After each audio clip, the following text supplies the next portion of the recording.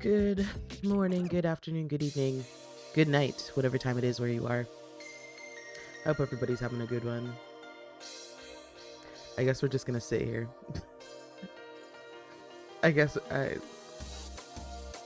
we're just gonna chill until The Sims decides to get its shit together. So, how's everyone doing? Oh, Jesus.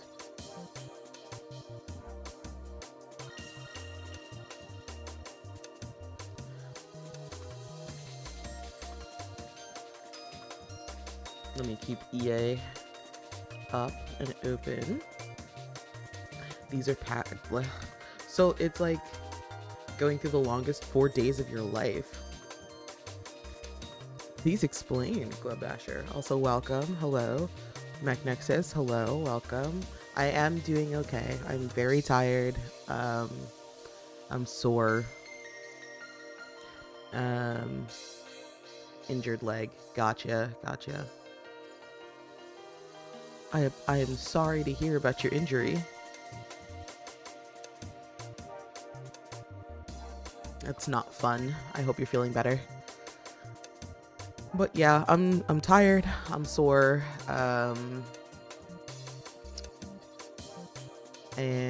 yeah, I wanted to today just kind of I bought like 5 or 6 packs for The Sims 4 on Black Friday. And then haven't played The Sims since. Like the last time, I can't even check now because I launched it for a little bit and then it closed. But I think the last time I played The Sims actually was in like October. But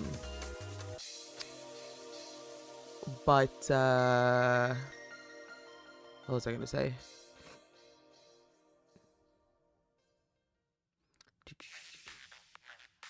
Oh, the the thing that sucks right now is that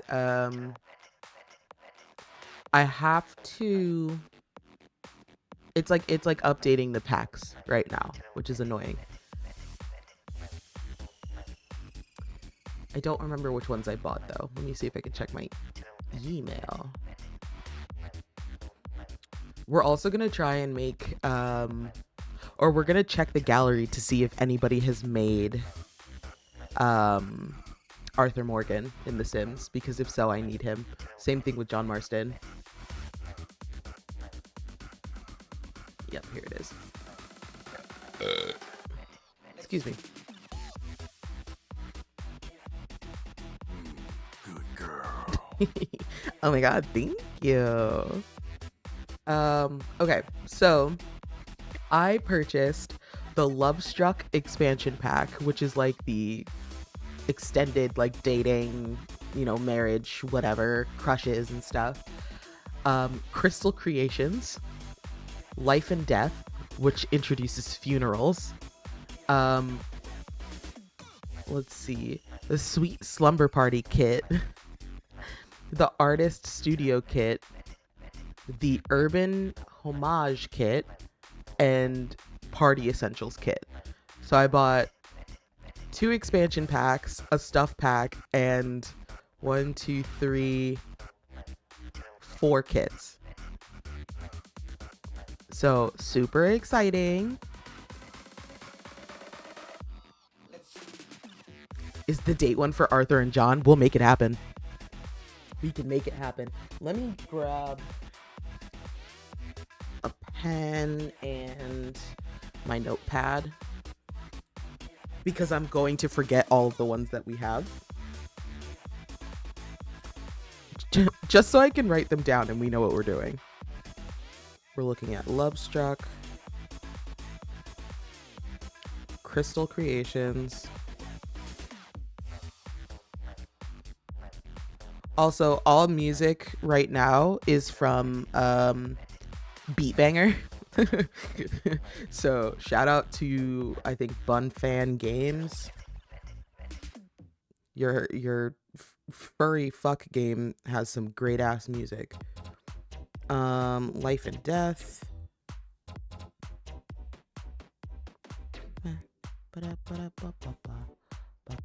Hello, Claire.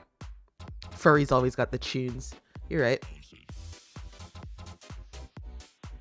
Sweet Slumber Party.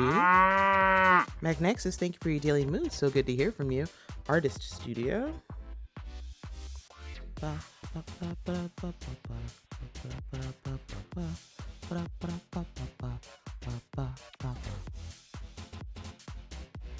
Urban homage and party essentials.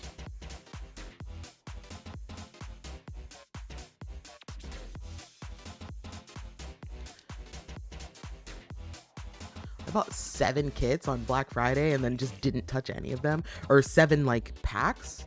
Jesus.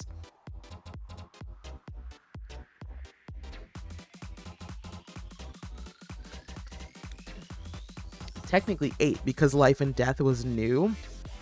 So it also came with macabre mementos. Oh my god, and now it's it's installing all of the packs that should have already been installed.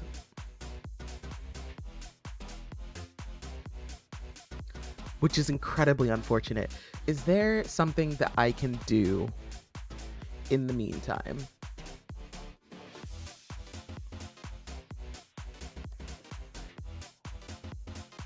Probably can't stay for long. Gonna get the stuff I gotta get done early, plus the laptop is shitting the bed. I'm sorry to hear that, but Claire, thank you for your daily mood. So good to hear from you, if I didn't say that already. Duo my lingo? Bet, because I've skipped like the last 3 days.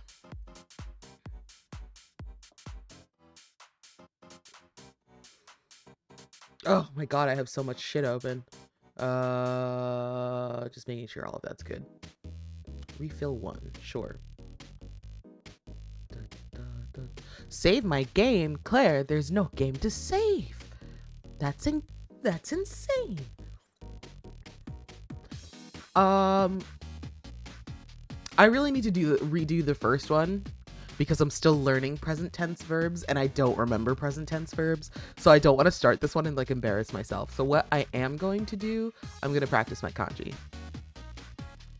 I've got some new kanji to practice. Rank 29 slacking? Yeah, I know. Oh, is this doyobi? Doyobi. Which means Saturday. Which is today. Doyobi? Yeah. Doyobi. This song slaps. Doyobi. Doyobi. Doyobi. That's the whole thing means doyobi, but that's just how I'm remembering to write the kanji. Doyobi. Doyobi. Excuse me. Doyobi. Doyobi. There we go. Doyobi. Doyobi. Doyobi. Doyobi. Boom. Lingo has been duoed. Duo has been lingoed.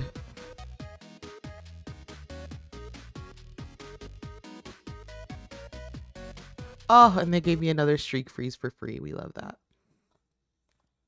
But you know what? We'll keep going. Because what the fuck else are we supposed to do until EA gets its shit together? I apologize greatly. Let's see. Tackle weak areas. Tell me where I'm weak. この人とその人。この人とその人. Oh, this person and that person?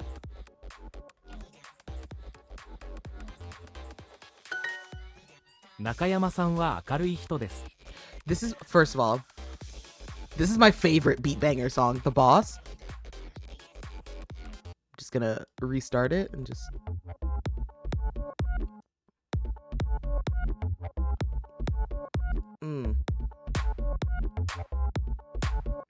Nakayama-san wa akaru hito desu.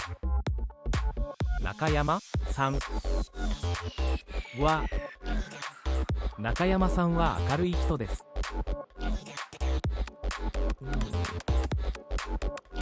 Nakayama-san wa akaru hito desu. Akaru hito desu. 田中さんは明るい人です。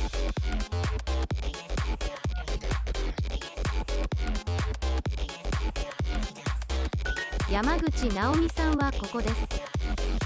山口直美さんは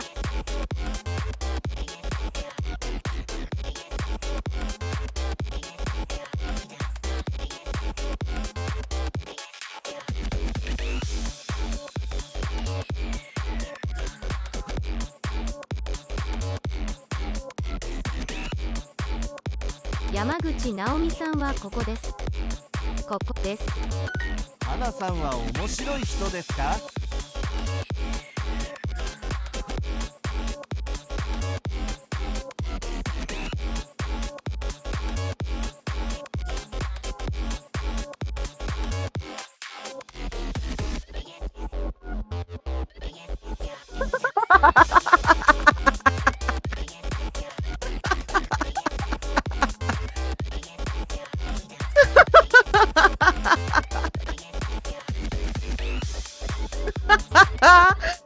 ？Oh my god.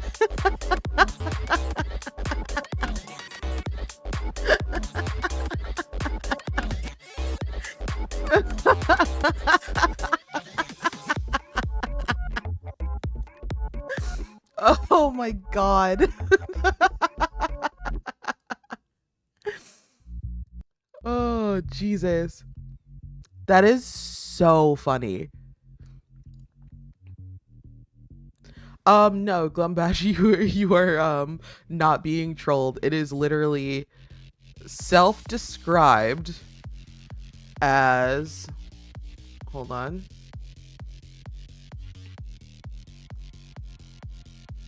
Let's see.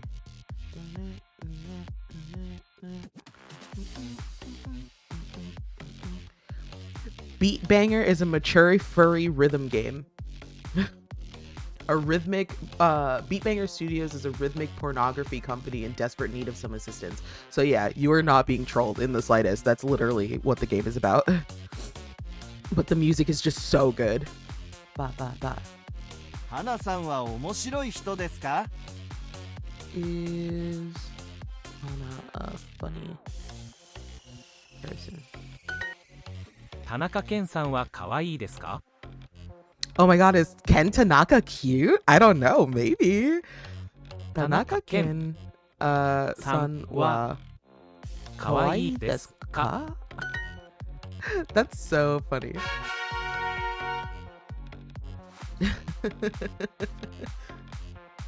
I'm still laughing at the good lord, there's penis. Ba, ba, ba. Ba, ba, ba. We are at 70% with the Sims updating. So we will just keep going. Thank you for sticking around. I apologize. Ba, ba, ba.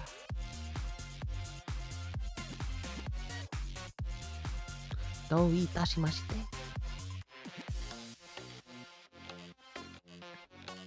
Clean, I always remember as き kire. れい I don't know why. Totemo, とても shizuka, 静か 地図 chizu, and nigiyaka. ジュース地図東京駅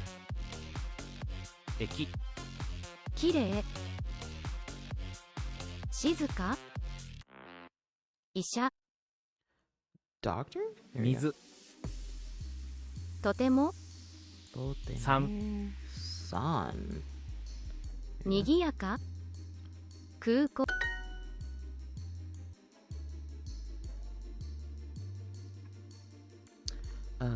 Shizuka. Mizu. Ichiobi. Skato. Tokyo. San. Kuko. Chizu. Isha. Nigiyaka.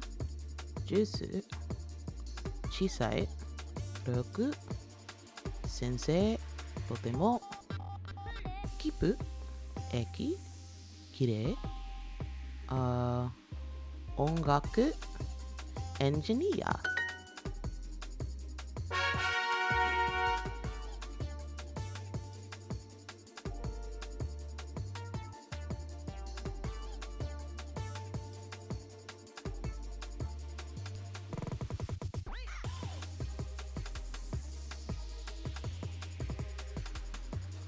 How am I only moving up 1? Hold on. Hold on. Shop.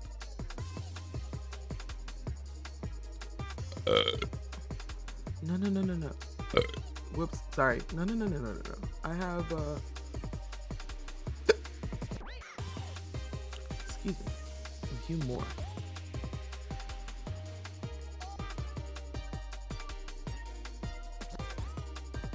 I should have. What the fucky wucky? Maybe it doesn't transfer over. I should have.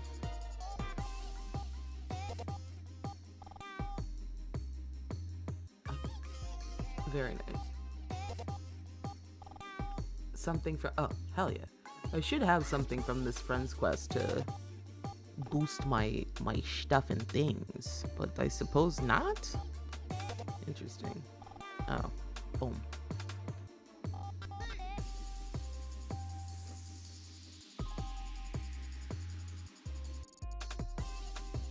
Oh my god, is everything done finally? Hold on. Thank Jod. All right, hold on. Let's do that. Let's go ahead and go over here. It's been 84 years, literally, bestie. But it's fine. We're starting it off. We're doing it now. Whoops, hold on.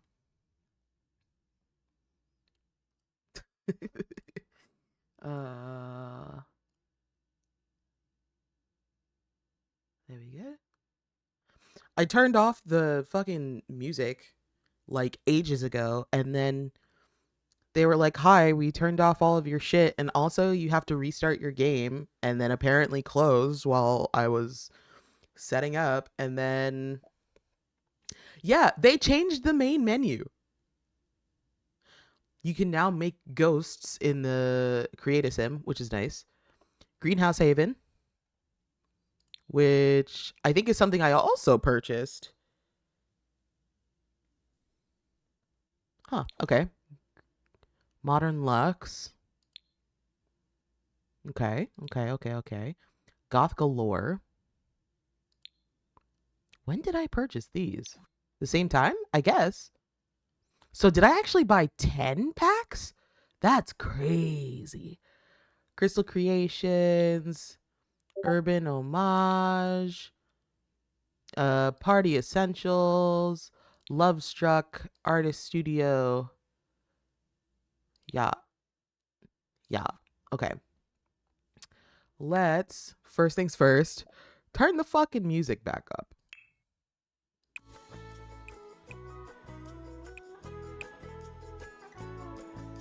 Hi, twin. Hello. Hi. Hello. Let's do a new game.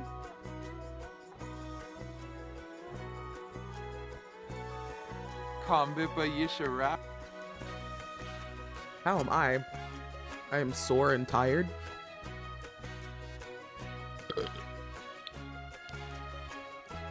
Alien. Oh, so they switched everything. All right. So now, because you used to just be able to do. Oh, interesting. So now you can't do that.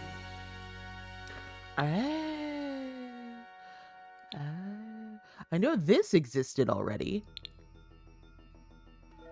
Sorry, now we're exploring a little bit of everything. Romantically attracted to, exploring romantically, is interested in woohoo with. The sim feels jealous if any romantic partner engages in non-physical romance with other sims. What does this mean? If yes, the sim will have a jealous reaction when a partner engages with non-physical romance interactions with other sims. So I guess that's like flirting and stuff. My cat is spoiled. She's sleeping on her own pillow on my bed. Ooh. That's so cute. Post pictures in the Discord. If no, they may have a minor reaction or no reaction depending on the personality traits. This is also one of my favorite like Sims Create a Sim songs. from Sims Vampires. But anyway, in physical romantic interactions, so basically we can make our sim like truly polyamorous, which we love. We stand. Oh my god, thank you. This sim feels jealous if any romantic partner engages in woohoo with other sims. Lit. This sim's jealousy triggers can change by talking about it with other sims. Oh my god. Wow. Healthy communication? Wow. Fuck. Okay. Pick a cause of death? Oh.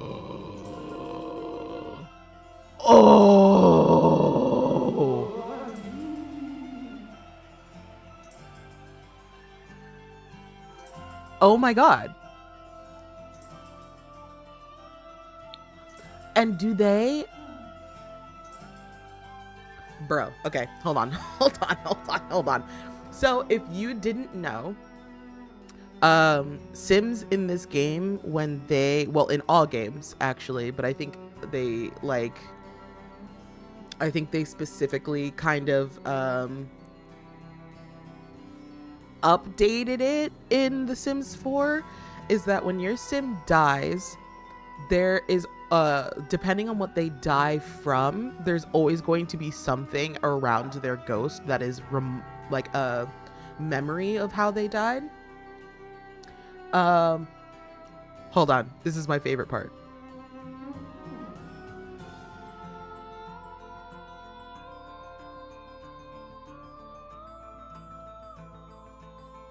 Anywho,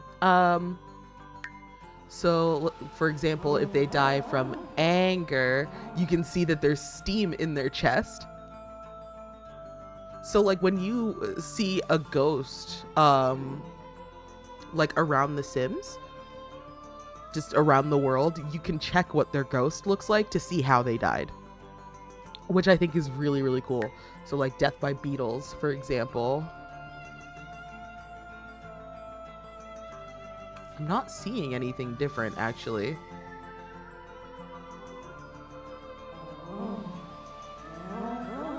Yeah, I'm not seeing anything different here. Being swarmed by flies.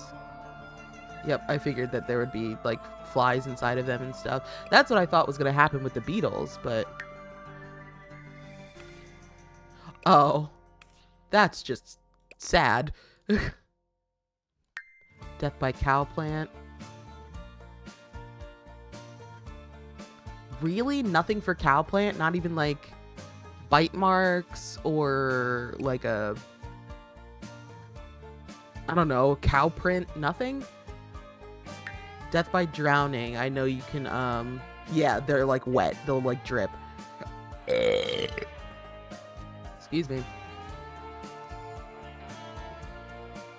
That is so... Oh, God. I love this game, but also hate this game.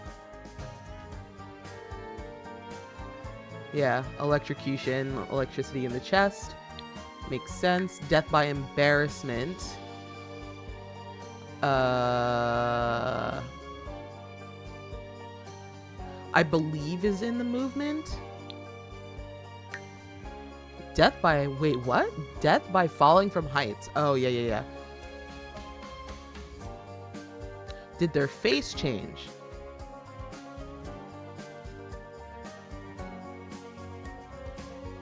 No.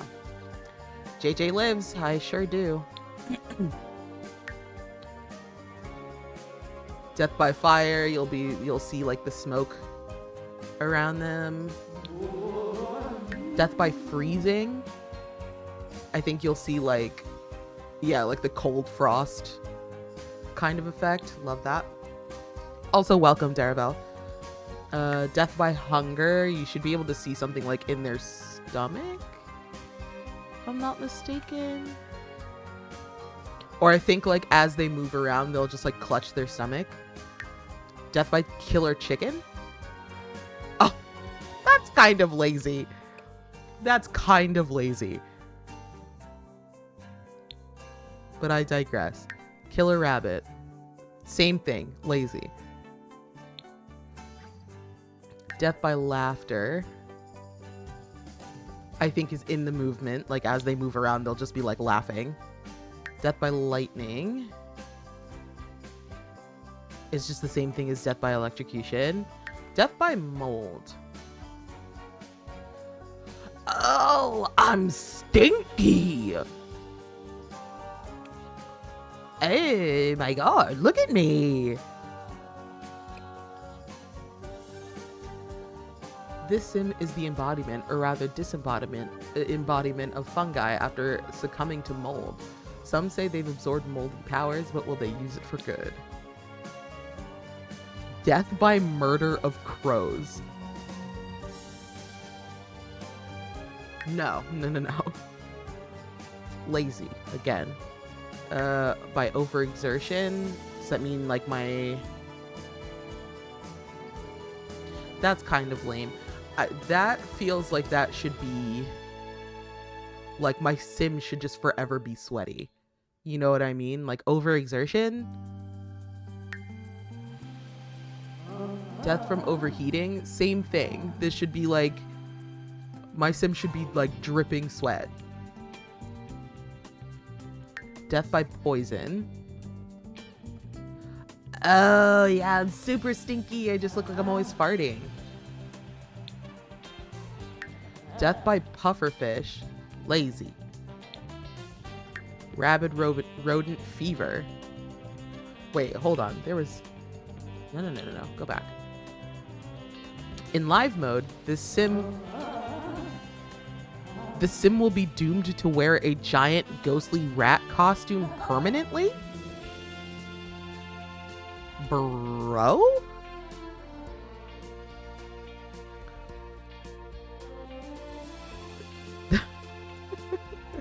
Okay, I love The Sims. Death by steam means I'm just gonna be surrounded by steam.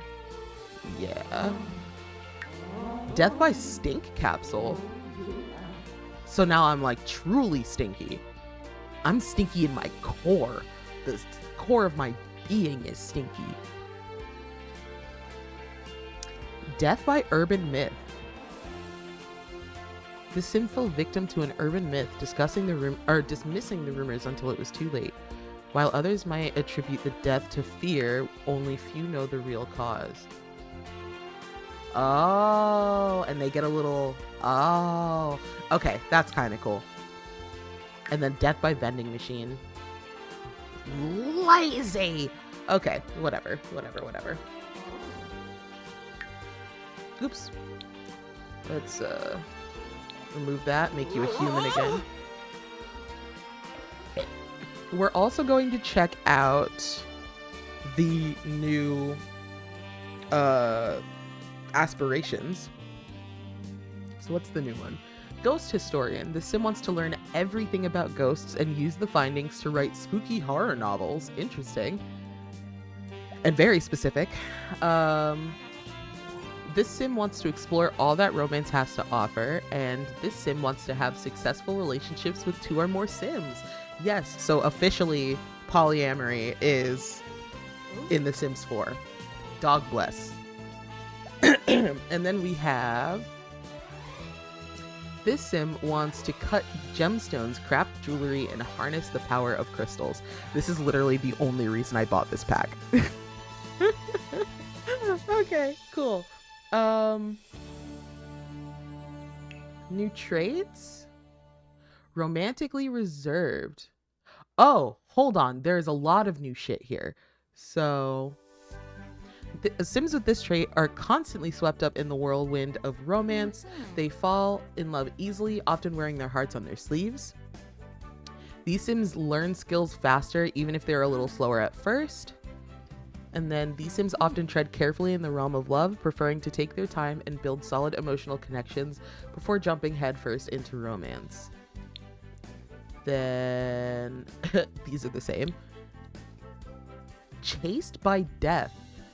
Chased by death Sims know that death follows their every move. While risky and dangerous behaviors may have deadly consequences, frequent near-death experiences give these Sims a desire to live each day to the fullest and progress along their soul's journey faster.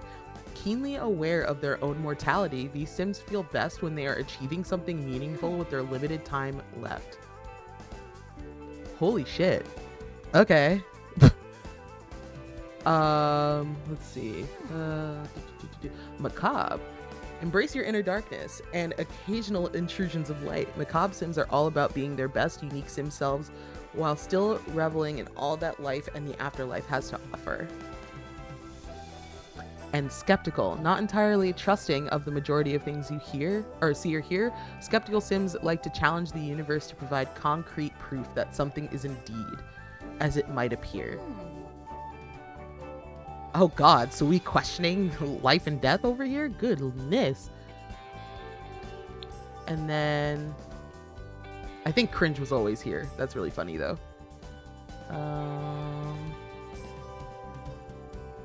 I don't think anything has changed here. Okay. Before I forget, we're gonna go households.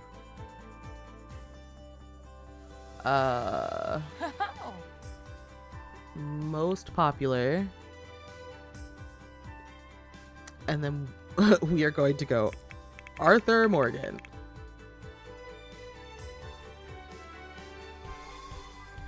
They don't capture the same... Oh, somebody made the entire gang? God damn. All right, hold on. I think this is the closest one, but still just doesn't hold a fucking candle to Lenny. That's really funny.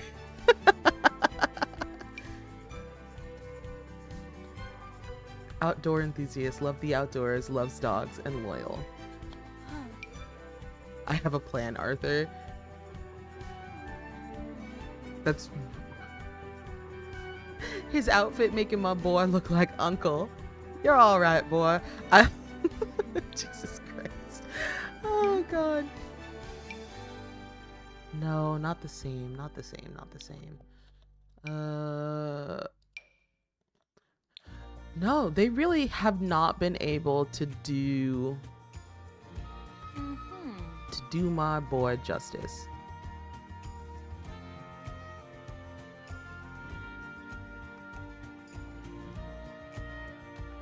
Why is he wearing denim? Jesus. I want to look at this. So we've got Arthur Morgan, John Marston, Lenny Summers, Hosea Matthews. I mean, this is a good Hosea, don't get me wrong. Sean McGuire, that's also a good Sean. Charles Smith, that's a really good Charles, actually. Kieran Duffy.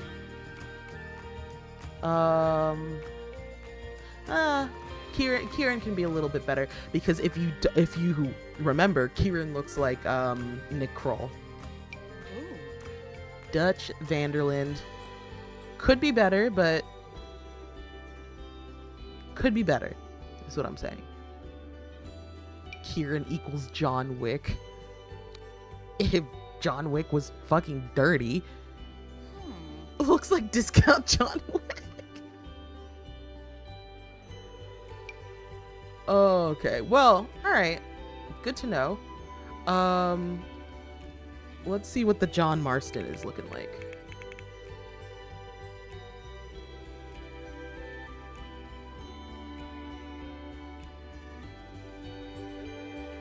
This one is the most...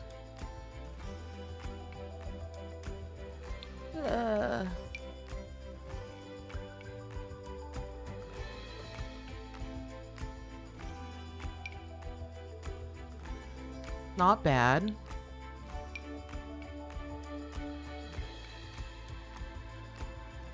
Based on his looks in the first game. If we're going by first game, this is good.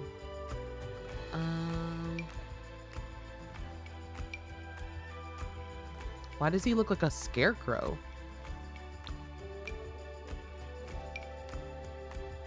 He wants to find the one.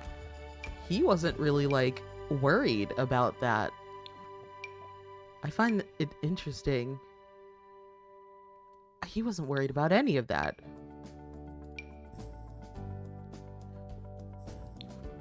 Interesting. So we got, goodness, what'd they do to my boy? Inspired by the 1st and the 2nd game.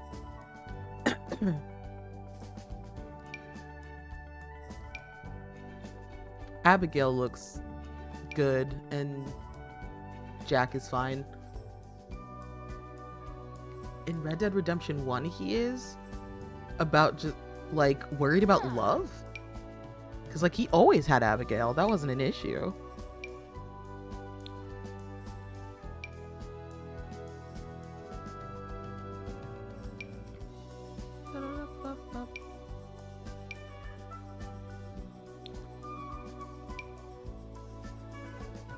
A lot of the, I mean, I know it's like not really entirely possible to get his, but the whole plot is about him trying to protect Abigail. I guess I figured that the whole plot was him just being like, oh, I've got to do this and I'm gonna get my revenge anyway, and you know, blah blah blah.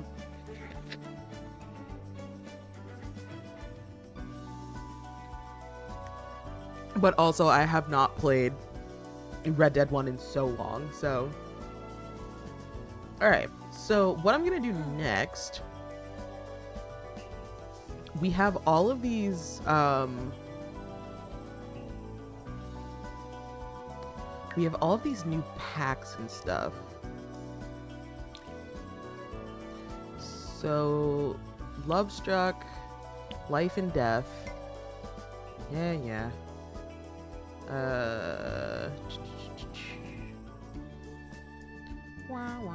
Crystal Creations. And then we did Goth Galore, Urban Homage, Sweet Slumber Party. 1, 2, 3, 4, 5, 6. There was something else. Oh, well, that shit doesn't matter because it's for decoration. All right. So what I want to shush. What I want to do next is I just want to focus on all of the new stuff we got.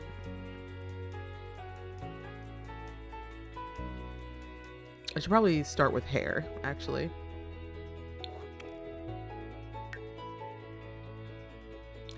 But yeah, we're gonna go through Create-A-Sim just like I did with For Rent. We're gonna go through Create-A-Sim for hair and clothes for men, women, children, and toddlers. And then we'll look at the build buy mode stuff. Just take a look. We'll see what goes on. And I think Love Struck and Life and Death may have given us 2 different towns as well. So we can take a look at that as well. All right, let's see. Okay. I remember there's a way to turn off them moving around so fucking much, but I don't remember, so apologies in advance.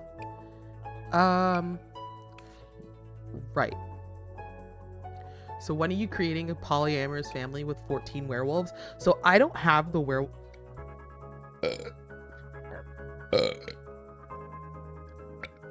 Sorry. I don't have the werewolves pack. I, for some reason, don't like anything supernatural in The Sims. Like, I find I usually don't play with any supernatural things.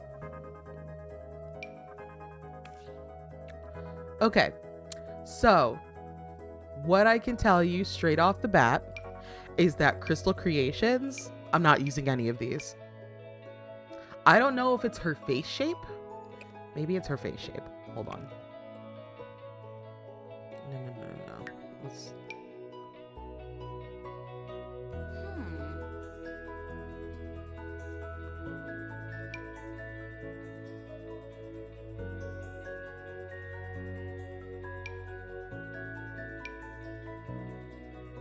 Yeah, let's see if it's her face shape.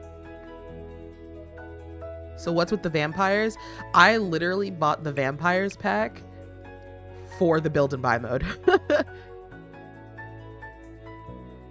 Hello, oh my god, your avatar is so cute. Oh my god, thank you.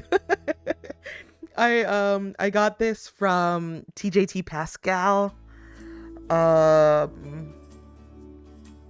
Like sometime in December. And my plan is to get a PNG tuber for each season and for Halloween each year. Just to keep things lively.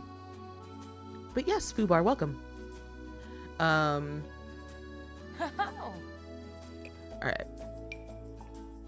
Okay, it was her face shape. It was her face shape, because now I'm like, ooh, edgy. Okay. Okay. And I'm curious. Okay. Ooh, I actually like that.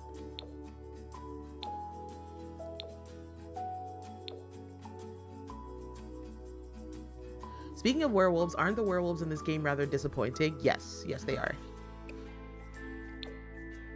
If y'all have not seen what the werewolves in The Sims 4 look like, I would recommend looking that up. Because it basically looks like if you took a sim and then just kind of like covered it in hair. It doesn't look like a werewolf. It doesn't change their build at all. Like it's just kind of like, oh hi, I grow hair out of everywhere now. All right, you were there. Here we go.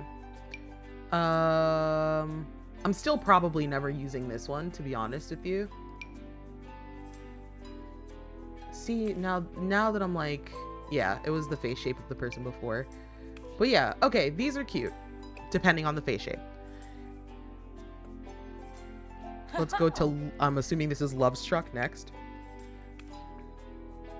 I don't like the bang on this one, but also, this is fucking lit. I'm so glad that they have started to incorporate hairstyles for folks with different hair textures. They still have a really fucking long way to go, but like as a person of color, hold on. Oh my god, you are so pasty.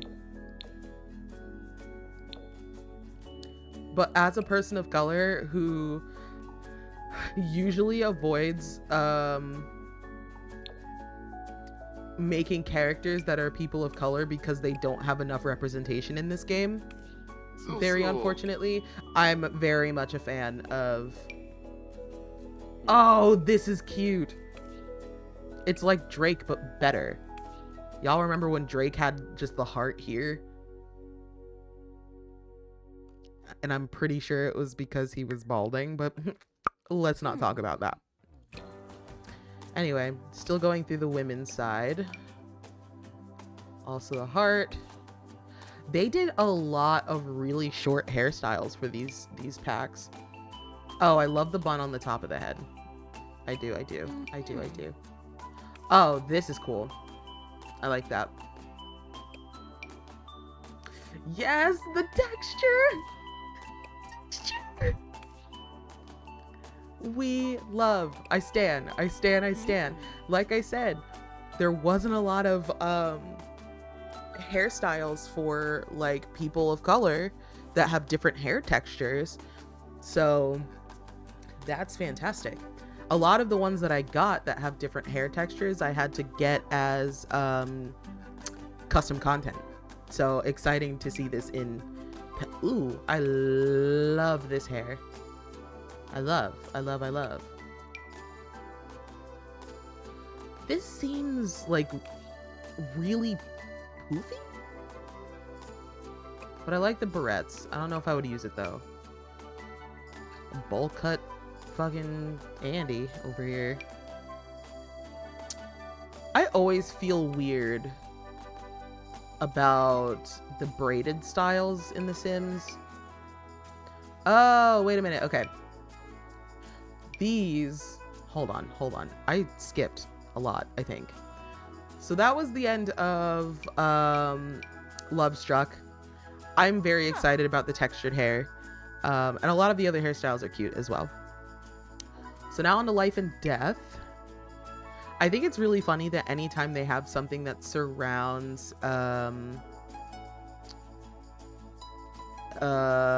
goth or grunge, life and death, macabre stuff, they always add hair that has really short bangs.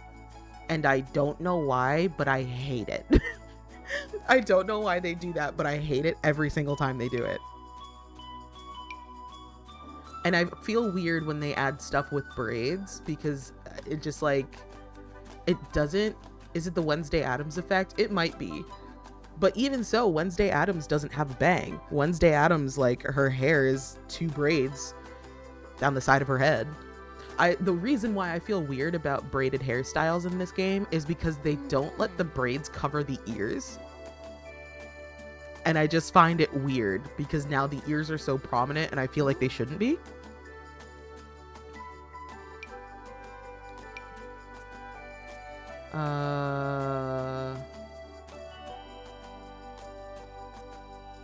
See, where I'm like, this is kind of cute because it kind of gives the effect of like, oh, it's just a messy bun. Like I threw it together, but then the short bang like ruins it for me. I hate the short bang.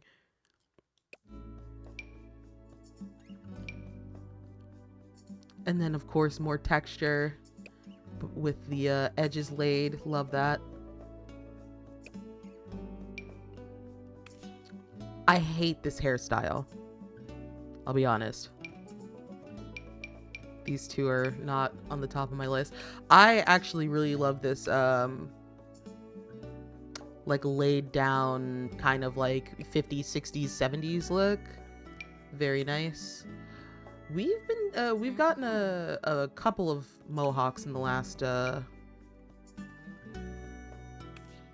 more laid edges? We love.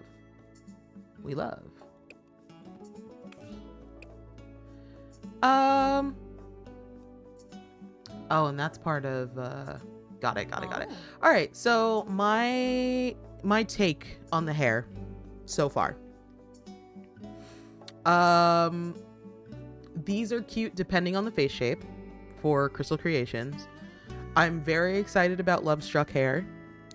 The Life and Death hair, I think, follows a I think it follows a pattern that a lot of the Sims games have followed.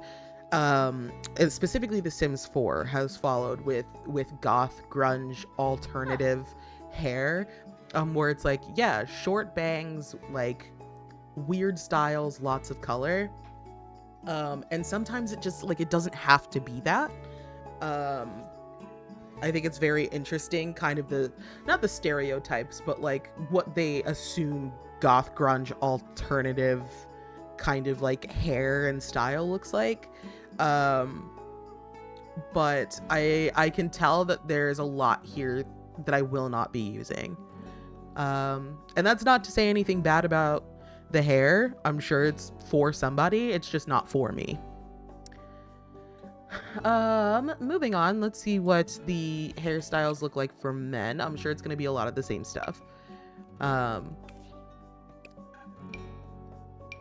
Yep. Okay, so they have 3 of the same styles from Crystal Creations. These 2 are the same. That's similar. And I understand there's not a lot of hairstyles that you can do with men specifically.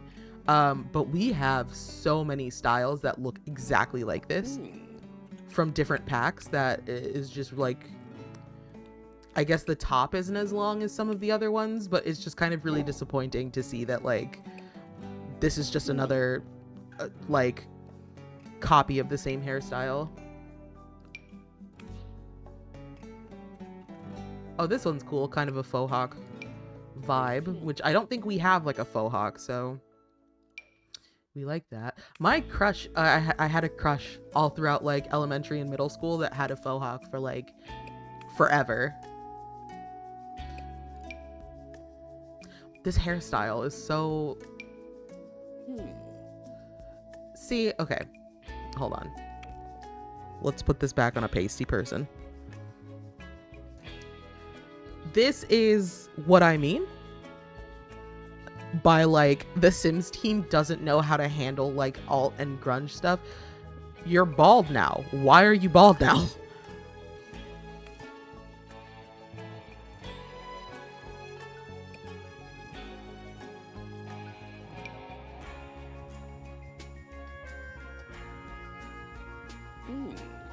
You lost a bet. Fair. I shave my hair every March, so I'll be bald in a month.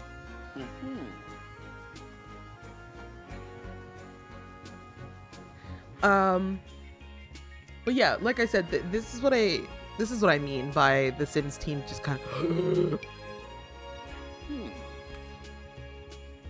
Oh. Oh my god. This, yes. Great. No, I just really love that there's just more representation for black hair now, finally, in The Sims. They still have a lot of work to do. I gotta drag my ass to the gym, have a good stream. Thank you so much, MechNexus. Have a good time at the gym. Don't work too hard.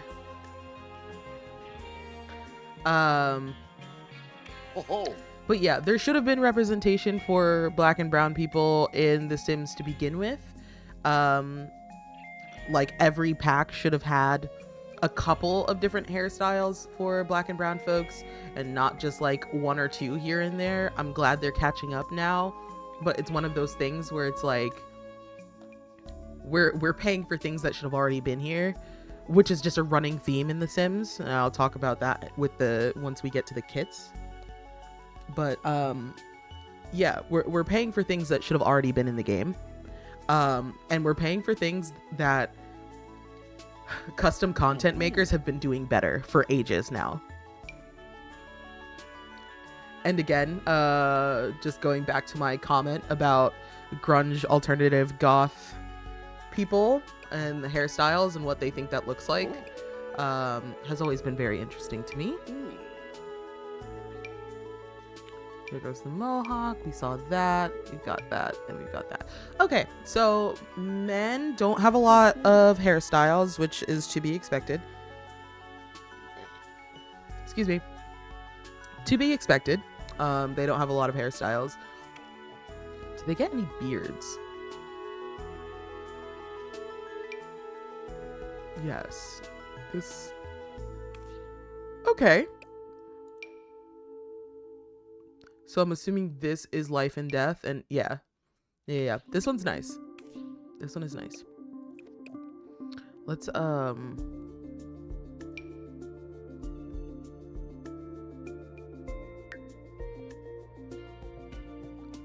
alrighty. And then for her, let's the biggest issues I find with Sims and male hairstyles and other games is that there are usually very few masculine longer hair choices that aren't literally just a copy paste of a female longer hairstyle, and sometimes even with the ribbons and bows still attached. No, I completely agree. I feel like there is less of a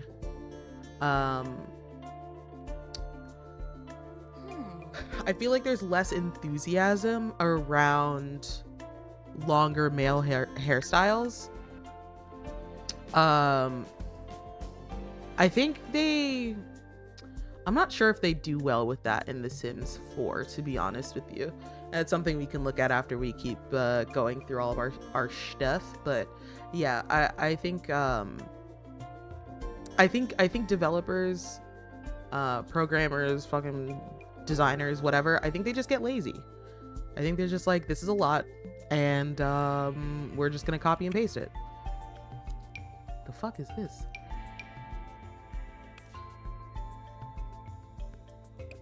Oh, that's cool. Hold on. This is cool.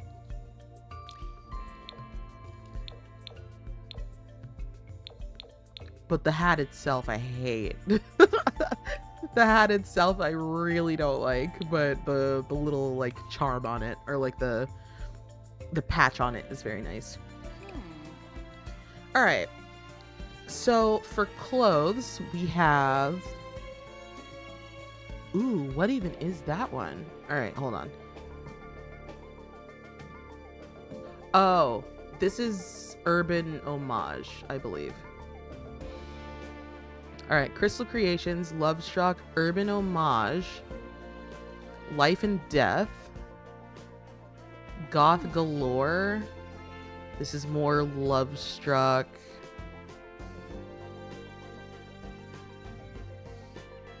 All right, so we've got a romance consultant. Ooh. Oh, and then we got some slumber party stuff. Excellent, excellent, excellent. Let's go through. All right. I will say, for the two tops that they have with Crystal Creations, they nailed the look of like, I'm a crystal mom. Or like, you know, like I'm a middle-aged woman that thinks that believes in crystals and stuff like that. By the way, JJ, you ever try to make Sims that look like you? Yes, I have. My library. Where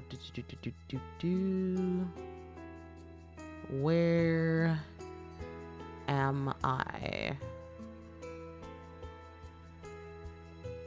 Where? All right. Yep, I'm right there. Made me and Flicky. So, on my YouTube that is wildly out of date, I have a couple of Sims VODs where I have made Flicky and I in The Sims 4, The Sims 3, and The Sims 2, and The Sims Medieval. So if you're interested in that, those are all on my YouTube.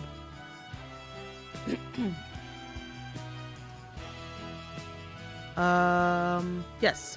So they kind of nailed this like crystal woman look, in my opinion. We have a top like this already that came with the base game. So hopefully that just means there's more. With the new options you now have, had made that easier / meant you could have made it more yourself.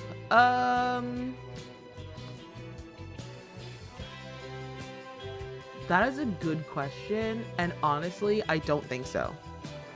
I think it was like the fact that I already had to wait a little bit to make it look more like me was enough, I think. Sorry, I'm gonna turn the music down for me. Well, and for you too, but oh please, okay.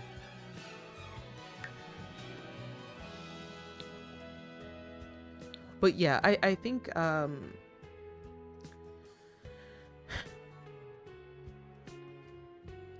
hold on.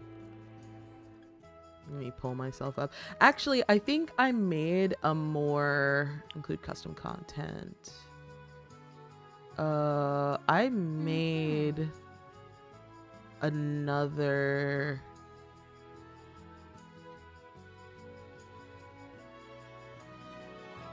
where?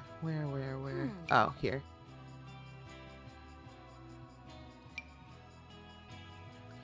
The only thing that would have made this look more like me is if I could change my glasses and make it like a turtle, like a tortoise shell or whatever, because I have like a multicolored tortoise shell type of deal. But here, I'll place her.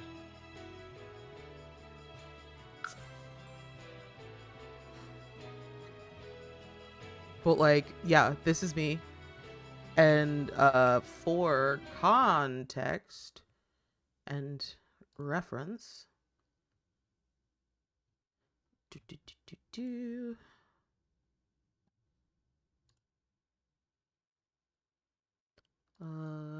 IRL.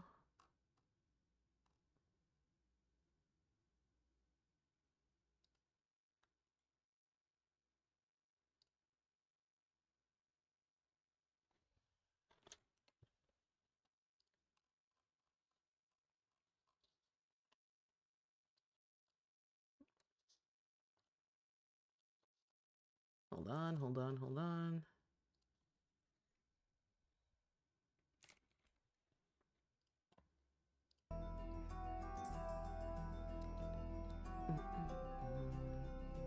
Ba, ba, ba.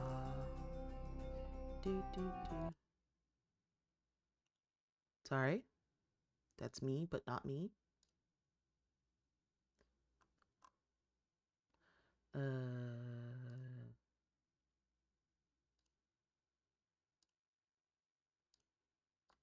Sorry, cutting Flicky out. But that's what I look like as of January 11th. So like I think I kind of got it. You know what I mean?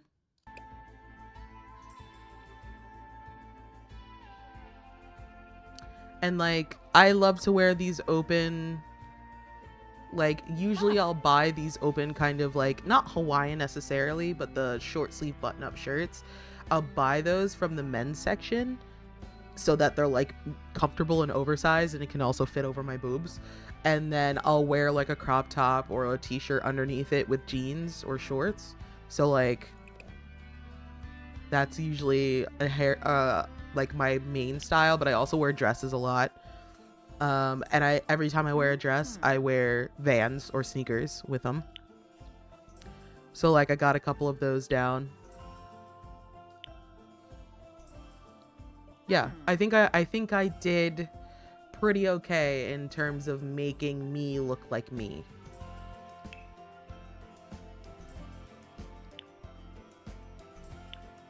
And I don't know why, but recently I've been very into like deep greens, which I wasn't before. I normally stick to like pink, red, purple, like things that I know will look good against my skin. So that's why I kind of stuck with those.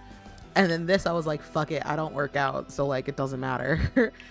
The bedwear, which is accurate. Normally it's like I'm wearing a shirt with no pants, or I'm wearing a shirt and pants and slippers, or flannel pajamas and a t-shirt. So like, yeah, this is accurate to me.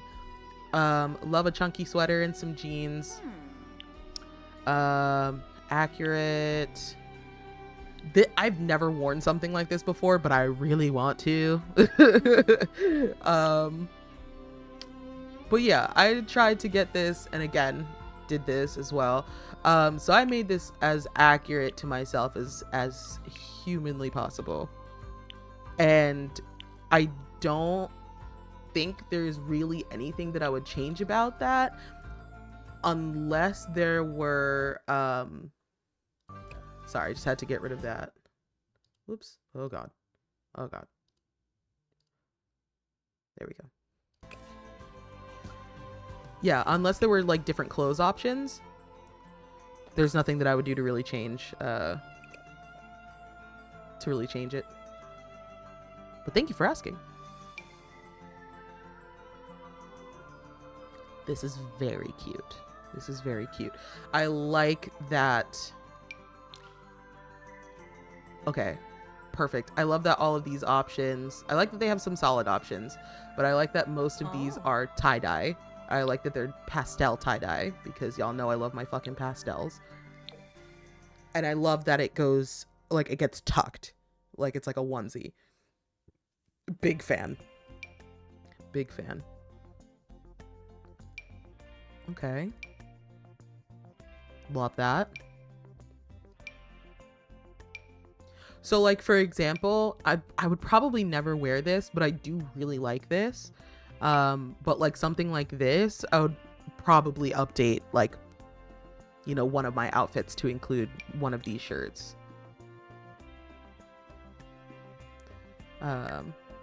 Whoops, I did not mean to do that.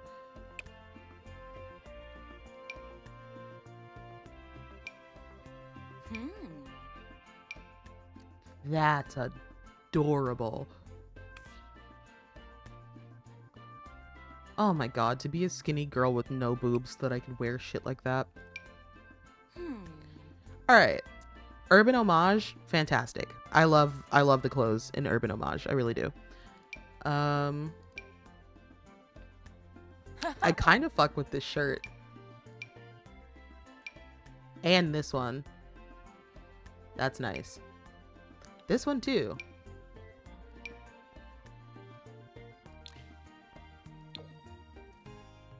Huh. Oh, when it's just the sheer sleeves, I like that too. Ooh. Oh, sorry. Now completely different pack. We still have some more life and death stuff to go through, so I won't give my thoughts yet. But I do really like... Oh, this is lit. I like that.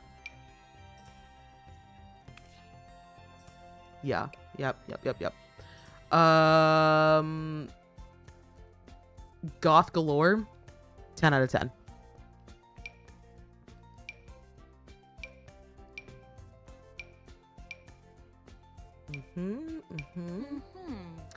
This is cute.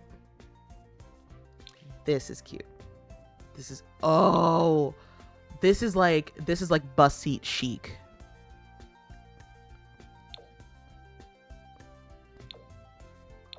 Bus seat chic. I love. Whoops.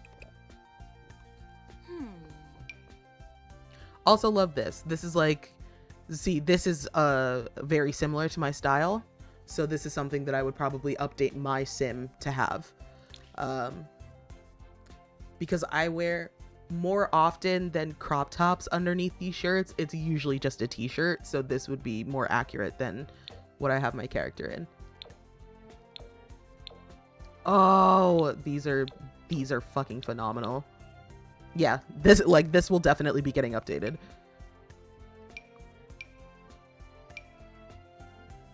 Oh my god. We love this. We love. Oh my god. Oh, adorable. And then, oh, I think they added tarot cards to this game as well, which is very interesting. Ooh, super interesting.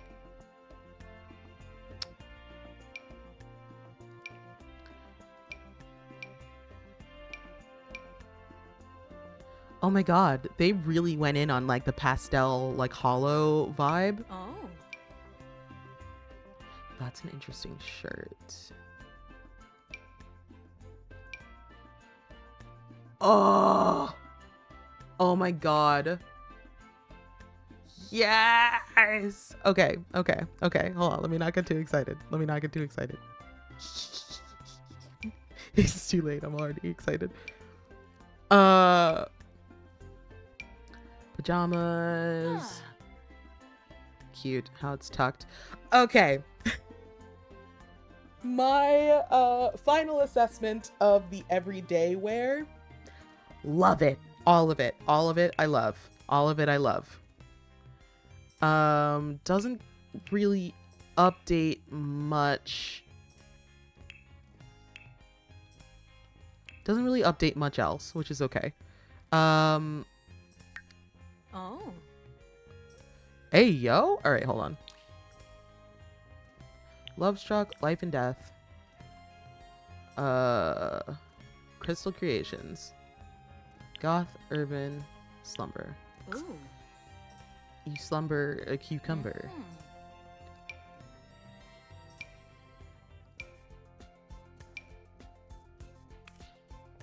Hey, yo? That's the full outfit. What?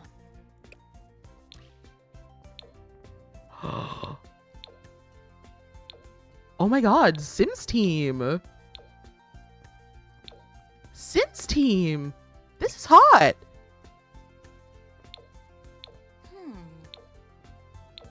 What? Okay, Sims team, I see you.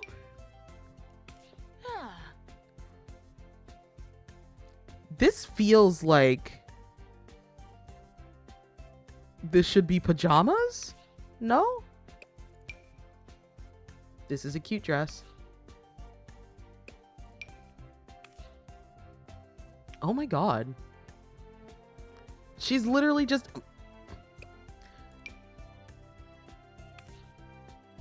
literally a Girl Scout? A Ranger? I don't know. Are the...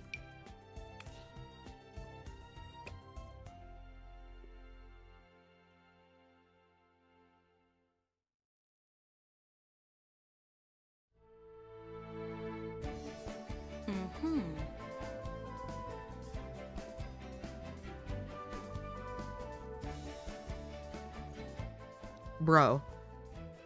What? What? They included like sex costumes? Bro. Actually, this is hot. But bro.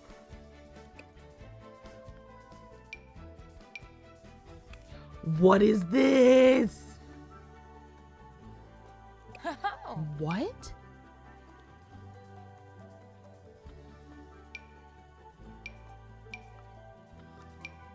Okay, full body outfits are very fucking confusing to me. This is cute though. And so is this. Clearly formal wear. You know what? You're so right, bestie. Oh, this is a cute dress.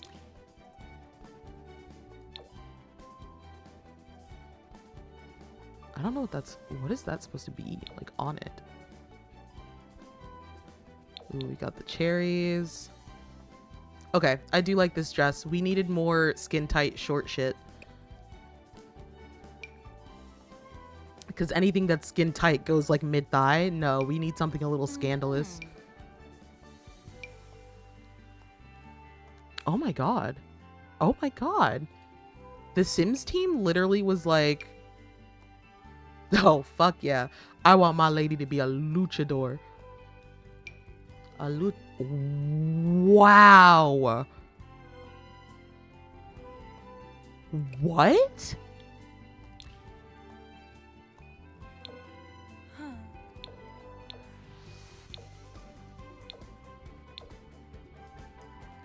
Interesting. Very interesting.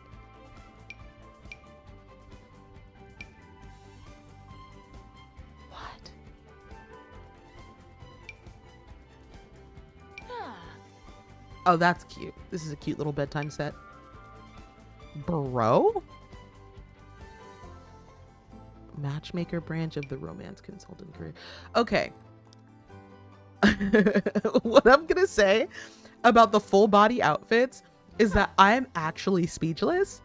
There are a lot of things that are cute that I would absolutely put my Sims in, but then there are a lot of things here where I'm just like, this is sex wear. This is like meant to get the people going. Like, what the fuck is this? When is my Sim ever gonna wear this? If not in bed to fuck somebody. You know what? Excuse me. To woohoo somebody. You know what I mean? Like, she's literally... What? Like, look at how there's not a lot of cloth there. That's like in between the lips. For sure. For sure. Insane. I don't know if anything has changed with the bottoms, but we'll see. Crystal Creations, 1, 2, 3.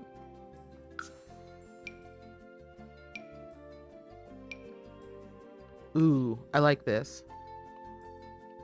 I like that a lot. That's literally just underwear. Hello?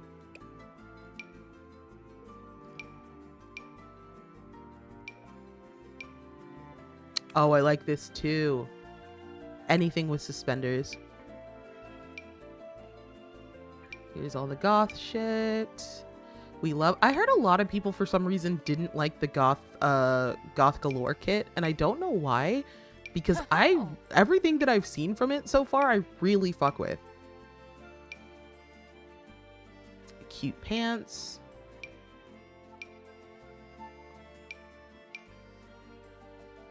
Okay.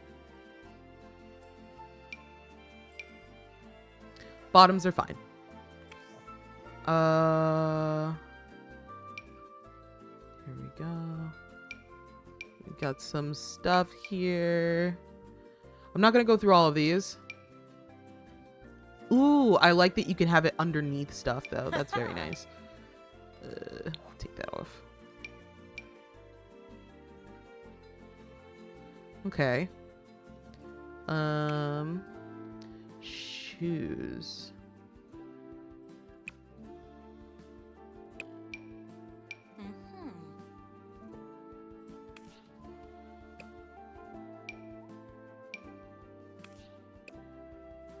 Is the oh interesting. I was gonna say if this is in the Danny, thank you for your daily mood. So good to hear from you. Let's see. Big stompy goth boots. We love. We love. Sneakers. Okay. They had some shoes. Not a lot, but they had some shoes. Okay. So my final... Oh, did we... Hold on. Miss Ma'am? Miss Ma'am. Silly me. We didn't check, makeup. And accessories. But so far, the clothes, besides the confusion that came with some of the full body stuff from, not Life and Death, from Love Struck, I am a huge fan. Interesting. Oh my god, to look like tears if you're like crying at a funeral. Oh my god. Love. Oh. Wow. The addition of mascara.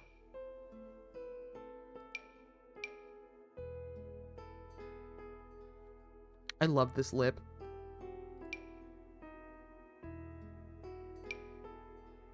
Oh my god. Oh, I also love like the star-shaped pimple patches. Very cute addition. Very cute. And the like pore pads and the hope you're all right. I am doing okay. I am very sore. And I'm quite tired, but I am here. I am alive. My car is fucked. It's not like totaled by any means, but it is the front bumper is just not doing great. So we have an appointment to get it repaired in a couple of days. But yeah, I'm okay. The other driver is okay. They were very understanding about everything. Which was very nice. It was very nice of them.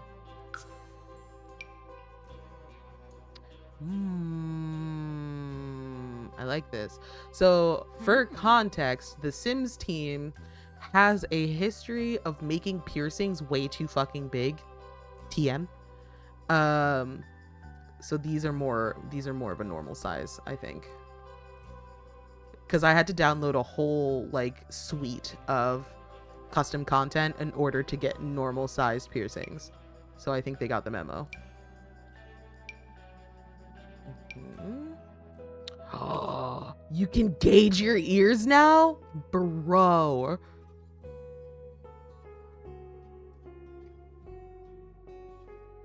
That's kind of cool. It looks a little fucky, but like glad that they included that.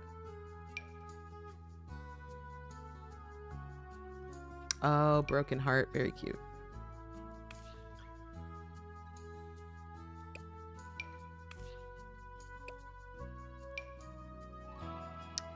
Oh, are there like masquerade balls? Is that where those come from? Undertaker career.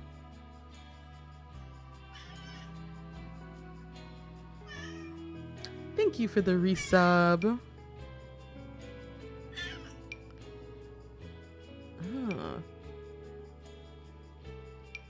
Anilu Starkit just resubscribed for 7 months. I'm a gauge how cute you are. Shit, I need new measuring tools for this one. You're off the charts. Thank you, Annie. Thank you for the resub. Appreciate it. Appreciate you greatly.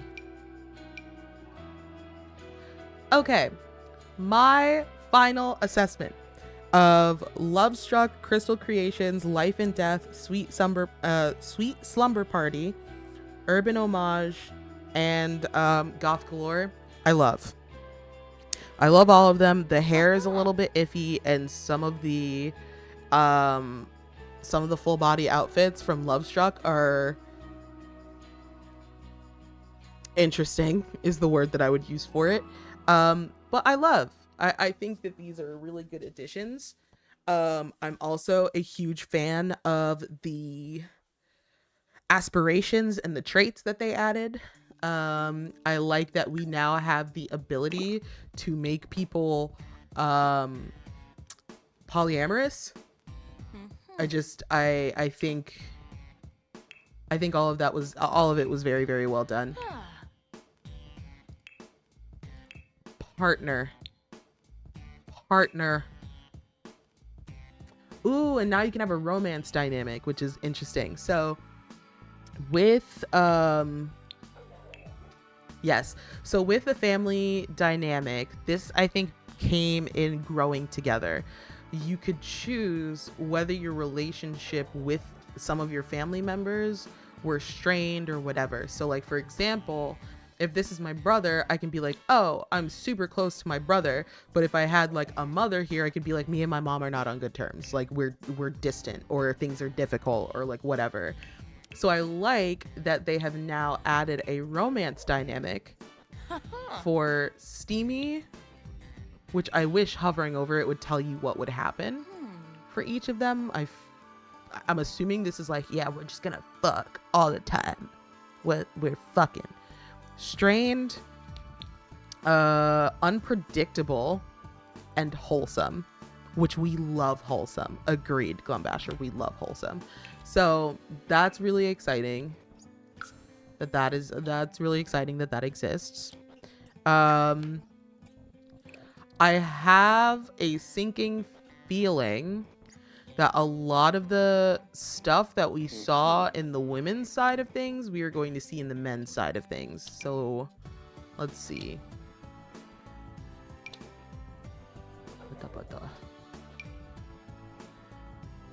Because I believe we saw something like this in the women's side. That was on the women's side. So was that. They added dashiki? Fucking finally, more representation for black and brown folks. We love to see it. We love to see it. And I love the colors. I think the colors are wonderful. I find, except for this is fantastic, 10 out of 10. I find this was also on the women's side. Men's clothes can sometimes be so, that was also on the women's side, boring. I feel like sometimes the Sims team doesn't really get, same thing with this one on the women's side, and this one, and this one. I feel like the Sims team doesn't really get creative when it comes to the men's side of things, where they're just like, you know what, it's super easy for us to just, you know, just like we were talking about with the hair, like it's super easy to just copy and paste styles from the men's side to the women's side. And I know that there is an option to remove masculine as a filter for clothes. So like if I wanted stuff from the women's side, I could remove the masculine filter and take stuff from the quote unquote feminine side or the women's side of things. And I wish that's something that they thought of instead of just copying and pasting things from one side to another. Just like removing like they made this, you know what I mean? They made this an option to remove and put, you know, as a filter. So I should be able to remove this, and then all of the cool women's shit that the men's stuff shouldn't like, or the cool feminine stuff that the masculine side shouldn't really have, quote unquote, would then become something to integrate. But right now, my opinion of the menswear is that the Sims team is lazy. And I apologize if someone from the Sims team ever sees this. I'm sure they won't. But you motherfuckers are lazy, because there are really cool, like, this is nice. This isn't on the feminine side of things. So to be able to go here and remove feminine and then this becomes an option is great. However, just sorry, I should probably get you real close. You look like you're going to a sex party. I'm sorry. But like the women's wear, when you remove feminine as a filter and then start using the masculine side, they're like, the clothes don't fit well. Like they're very baggy and like just not attractive, which is like, you can absolutely find men's clothes that aren't baggy and fit you well, because I do the same thing. Like, I am feminine presenting, I am cis, and I go to the men's section all the time and I find clothes that look like they're that look like they fit me and like they're quote unquote for me. So sometimes people are like, oh my god, I love your shirt. I'm like, great, I got it from the men's section. And they're like, really? So there's no reason for the Sims team to have clothes from the men's side of things or from the masculine side of things that don't fit well on female bodies or feminine bodies, and vice versa. Anyway, but I digress. Again, this is so interesting. That's an orange.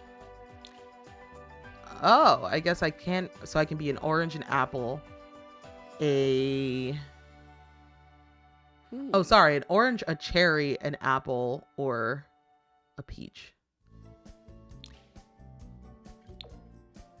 Good lord.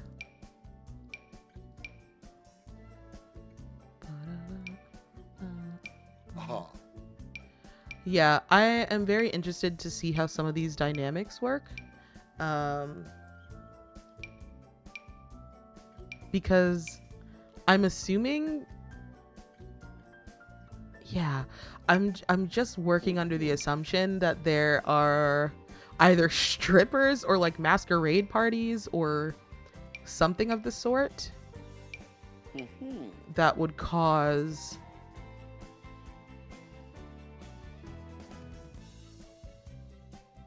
what? There's so many things that are locked here. Okay. Level 1 matchmaker branch of romance consultant. Relationship counselor of romance consultant. Reaper career 3. Oh, you want to wear this? Figures. Wants to be a bear but doesn't even want to talk to one. Nobody ever wants to talk to me. So. Interesting. Undertaker career level 2. Level 10 funeral director branch of Undertaker career. Reaper career level 10. Funeral director level 10 and mortician level 10. So the big thing about Life and Death, the pack itself, is that you have the option to become the Grim Reaper. From what I saw in the trailer, like that was a really big part of the trailer, was becoming the Grim Reaper and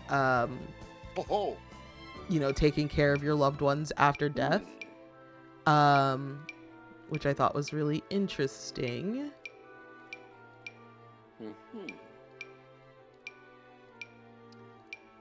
Yeah, I'm just I feel like I'm okay, at least it's not a G-string. Jesus Christ. Okay, jeez. Oh my god. I feel like with the last couple of packs, I have been really underwhelmed with the men's side of things.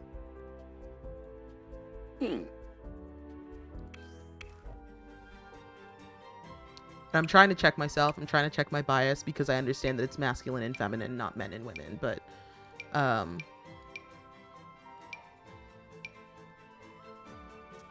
yeah, I'm not impressed with the men or the masculine side of things. Let's. Nino Chaza Nino. Okay.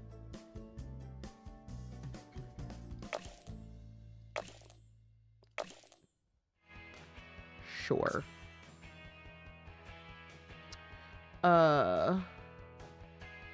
Oh, she can be a ghost? Oh, okay, but she can't. She can only die by drowning in fire.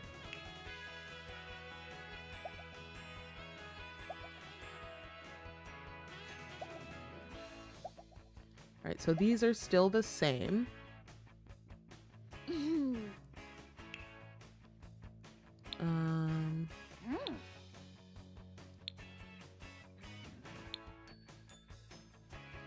To have a macabre kid. Oh my god.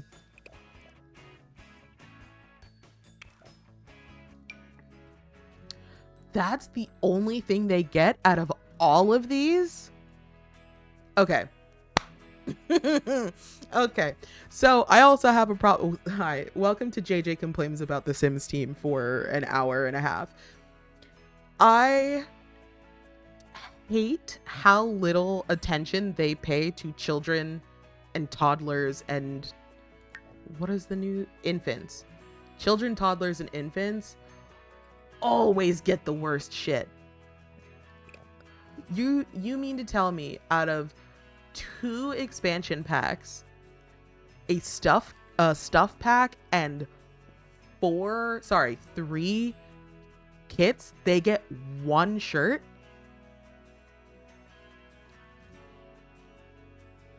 Like, I know, realistically speaking, your sim is not a child for long enough for this to even be, like, lifespan normal.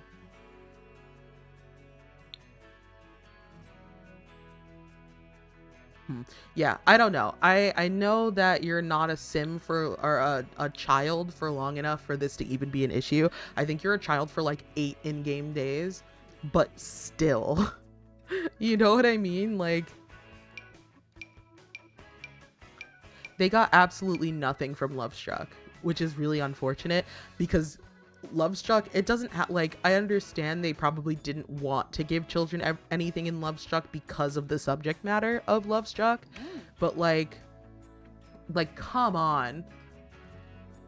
2 expansion packs, a stuff pack, and 3 kits, and there's nothing for kids and bottoms?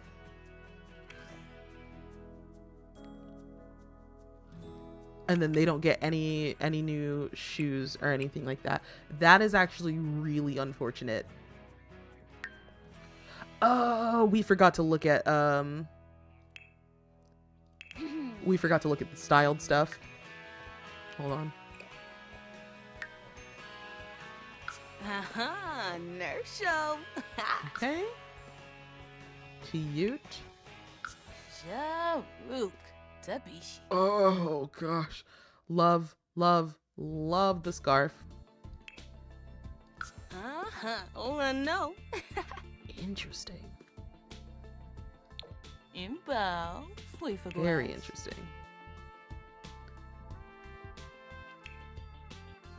Cobweb couture. Oh my god.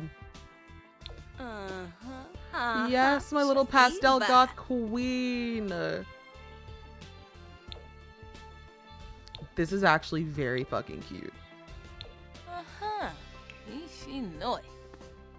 And that's it. All right. And then let's go here. Cool and casual. We like. Cerebral charm. They always have the nerds in that pose, which I think is funny. Bold and buttoned. Playful prince. Hometown legend. Denim heritage.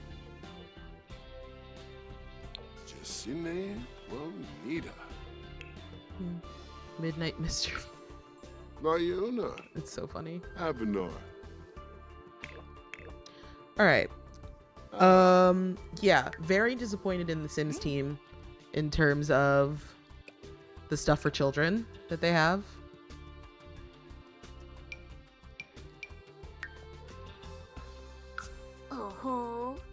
Chima. Uh-huh. Yeah, I'm really, really bummed about that. Ooh. And that has been a long-running theme for quite some time. Play with genetics. Girloy, you're no. Sure. Do. Sorry, no. We want to make you 18. Exenoi Guma. And I'm pretty sure usually teens just get the same stuff as the adults, which I think is really annoying. Sometimes they get fun stuff, but I highly doubt. Let's see.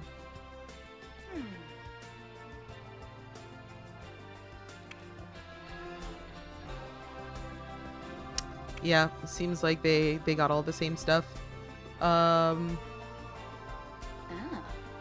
Let's check infants. I'm sure nothing has changed.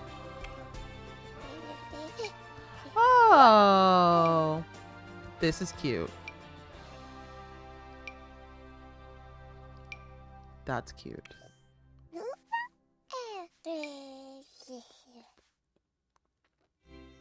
Oh, that just goes under. Okay. Okay. I honestly was not expecting kids to get anything. Or sorry, I wasn't expecting infants to get anything, to be honest with you. Too young to have an aspiration. Traits haven't changed. Traits haven't changed. Okay.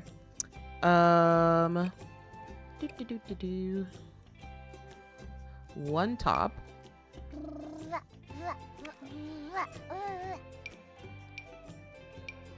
I love this Dudley looking ass. This is also really cute. Oh my god. Oh my gosh, this is adorable. What is this from? Oh, that has nothing to do with anything. Okay. Interesting. And then what if we did elder? Oh, Galampi Chuta. Because sometimes elders get different stuff as well. But it seems not so much.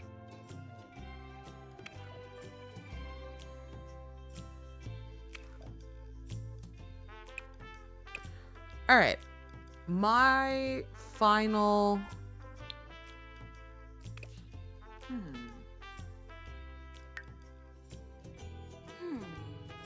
What is the problem here? All right. My final assessment of create a sim is that I like the clothes. I'm very disappointed in the Sims team for not having stuff for children, infants, and toddlers. I realized that I didn't check the the boys for children, toddler, and infant, and elder, but from everything I'm seeing, it looks like it's just going to be the same exact thing. So, yeah, let's see.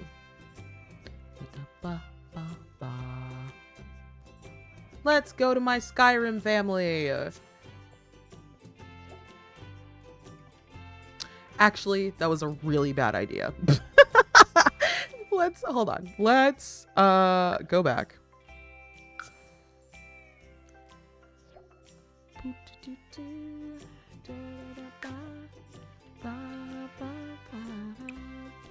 Alrighty. Let's see. Barrientos and woods. Curious living. Parents and dogs. Let's see if we can't just get Actually, this might be perfect. That might be perfect.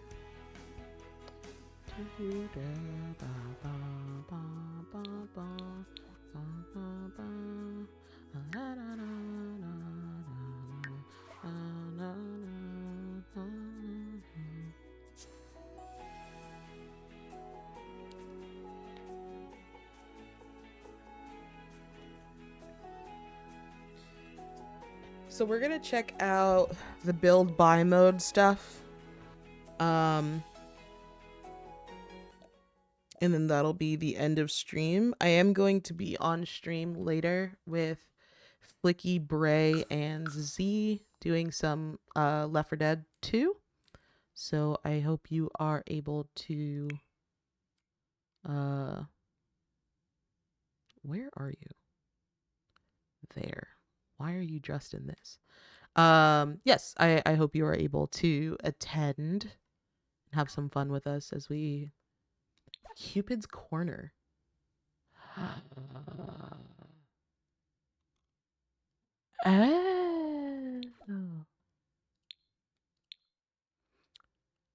Oh. Oh my god. Okay, so for context, and I'm gonna put some music on in the background.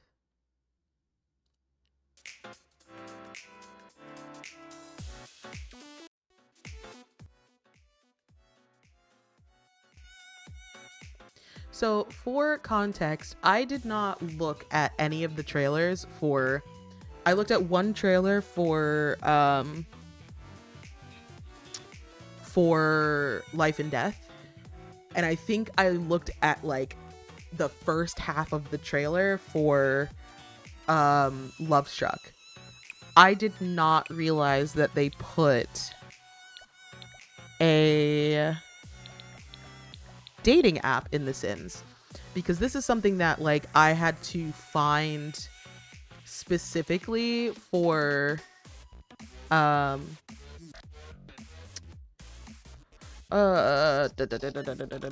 yes, this is something I had to find with custom content.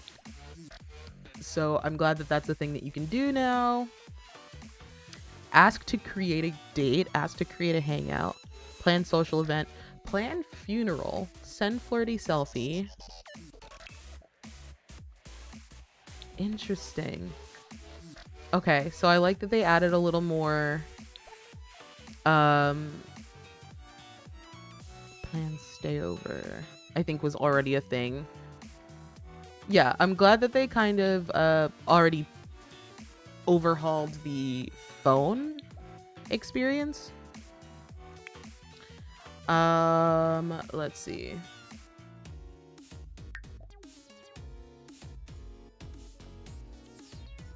I kind of want them to all quit their job so that we'll look at the other stuff. But anyway, before I even get into gameplay, let's look build buy.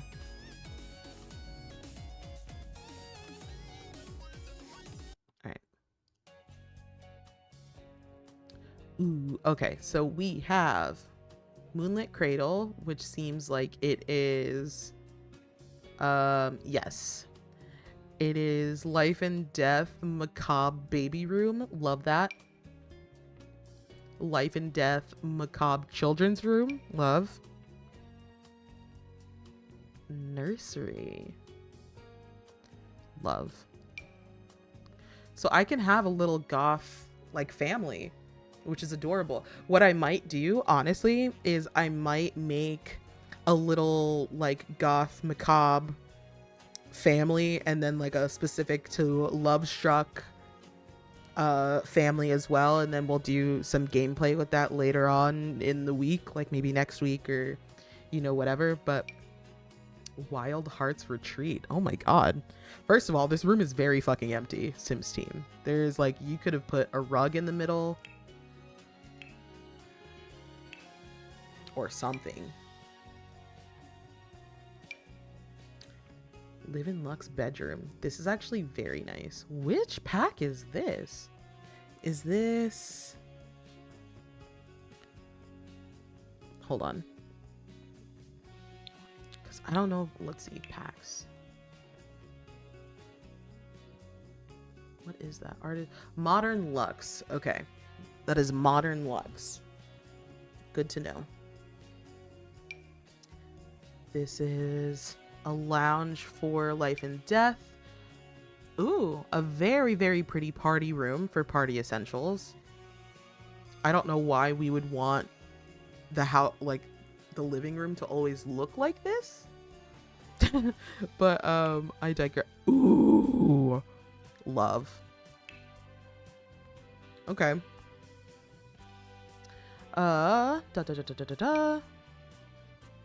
Speakeasy. Oh, I thought that said Speakeasy 420. I was like, fuck yes. Fuck yeah. Okay. This is actually really pretty in terms of a like chill hangout bar room for like a rich, maybe like a mansion. A jungle lounge for Lovestruck. I love how fucking dark this is. And I'm not even being sarcastic about this. I know it sounded a little sarcastic, but no. I really do love how dark this is because it kind of sets a vibe. Bray, thank you for your daily move. So good to hear from you. Can't wait to play games with you later. A study from Life and Death. We love that. Crystal Workshop, yes, and Serenity Memorial Grounds. Oh, for the funerals. That fucks. Okay, cool. Wow, they actually like went all in with the funeral thing.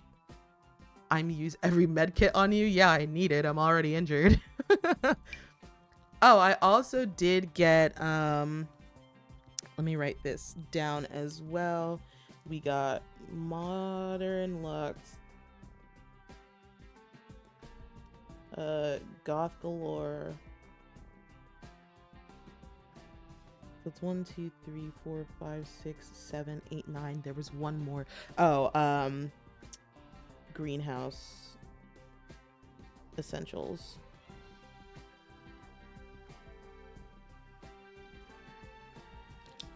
Oh yeah, absolutely. But like, I need it.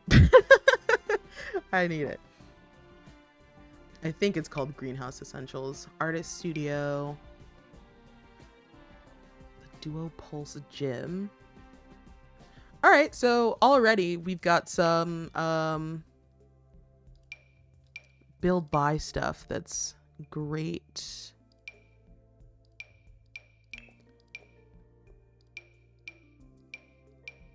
And I don't build often, so none of this shit means anything to me, to be honest with you. The wallpapers and patterns will be nice. Oh wait, is there more that I've missed somewhere? Why are you still oh, there we go. I kind of like this because you can have one room be like, oh no, that's the whole house. So like if I, for example, wanted one room or yeah. Sorry, while I try to remember how to fucking play The Sims.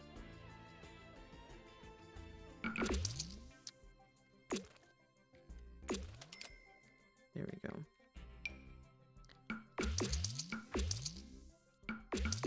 So if you wanted one wall to be wallpapered, that fucks. That fucks. Can you do a bathroom with it? Reference to song Caroline. I'm trying to think of the song Caroline.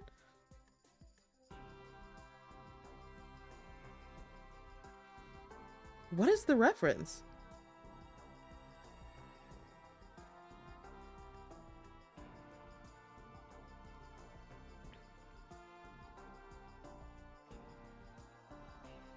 Are we thinking about the same song too?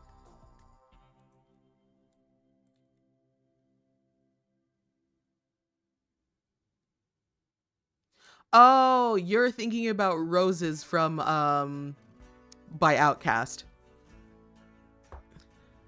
I know you like to think your shit don't stink, but lean a little bit closer now. Roses really smell like poo poo poo.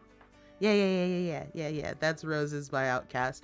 I was thinking Caroline by Smino, and I'm glad to know that that was absolutely incorrect.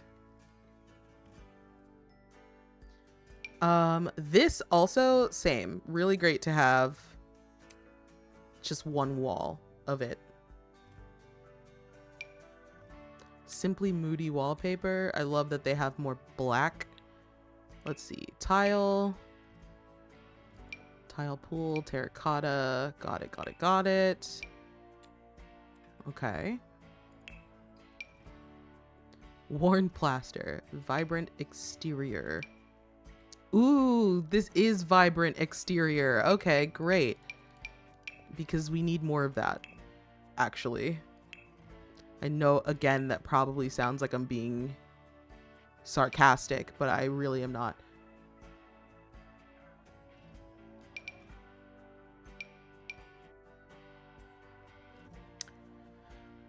If I've ever heard of Dragon Quest Builders 2, I do not believe so. I do not believe so. Oh, there's like a reptile skinned wall. That might be good for like a sex club build. And I know I said that very nonchalantly, but like it's true. It's true. All right, so no wood. We've got some carpeting. Animal print carpet. Hold on, top down. Turn the grid off.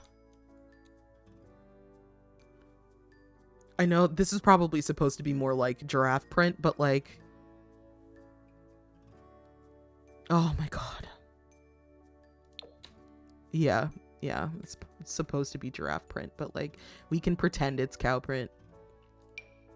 Marble, mosaics, tile flooring. Okay. Greenhouse pavers. Excellent. Supposed to go tile. Twistings of a vine flooring. Okay, so it's an isometric based RPG where you build rooms and items, and building a room, then putting specific items in it themes the room. Like you make a bedroom with a bed, light source, and a table in it, but if it's got specific flooring and walls, it can be cool or cute. Interesting. Oh, none of these are, I don't care about those. Walls and empty rooms. Why do I care about these? Oh, there we go. These are all things that I've just never clicked on because I don't fucking build ever. Ooh, excellent.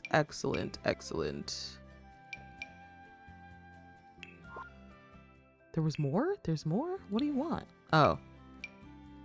There we go, and there we go.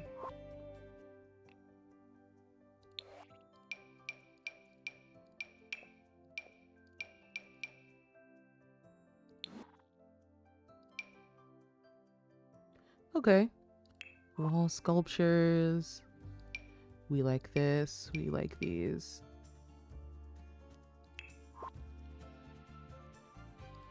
Straw covered fence. But yeah, just watching you go through the menus here, thinking you'd enjoy it. It's got a demo with 10 hours worth of content. Fuck yes.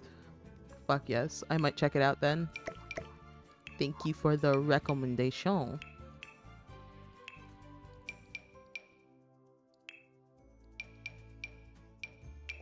Okay, I'm not like, because I don't really build, this stuff means nothing to me, but looks fine to me.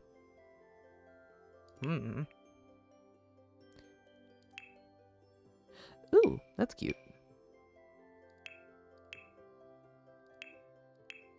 Outdoor water decor. Where? Oh, just a fountain thingy, and then outdoor plants. Ooh. We stand. We stand. We like that. Okay. There's so much to look at. Holy shit. So here's what I'm gonna do. Love Struck, Life and Death, Crystal Creations, Greenhouse Haven, Modern Luxe Party Essentials.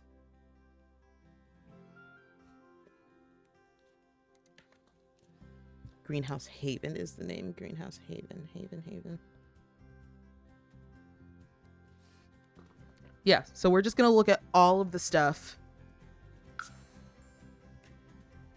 We're just going to look at all the stuff. I should have put this down on a lot, but that's okay. Okay.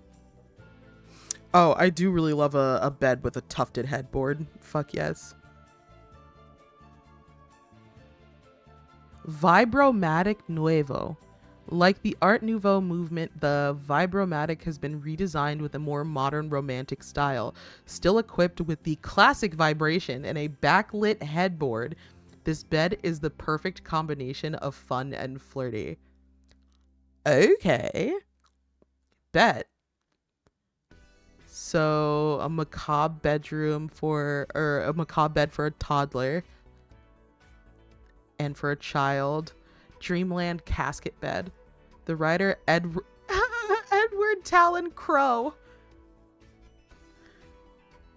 Edward Talon Crow. I love this. That's so funny.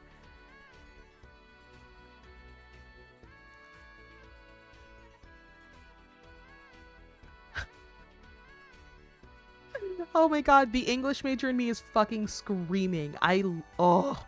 Love. You can have, so I've tested this, Bray. If your sim, so imagine you have a mom and a dad and they're both vampires and you have children. Your children will be normal until they turn into teenagers and then their vampire powers will come out. Which is like slightly annoying, but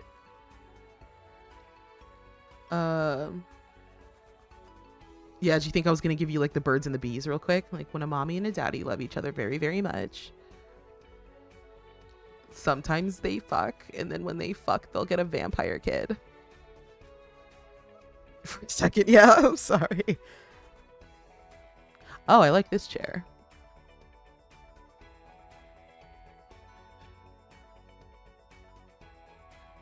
Very nice bar stool. I'm actually really excited for the opportunity to decorate a house with all of this stuff. Like, I think what I'm going to do, my next Sim stream, which will hopefully be, I'll probably do that tomorrow, actually, is I will use all of these packs and I'll create a little Sims family and we'll decorate only using these packs.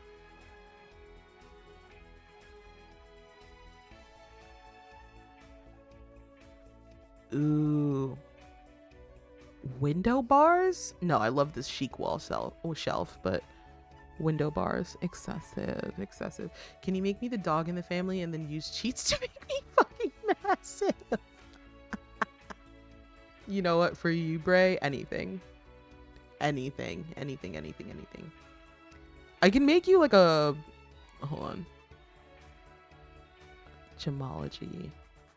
Mi Amor's acoustic guitar. In Loving Memory, a timeless capture. In Loving Memory, a tribute collection presents its most prized piece, a timeless capture. This frame allows you to remember your loved ones as they once were, a touching addition for funerals, grave sites, or home memorial displays, reminding ourselves that passing is not the end and the most special memories last forever. Wow. The Whispering Wren Messenger statue.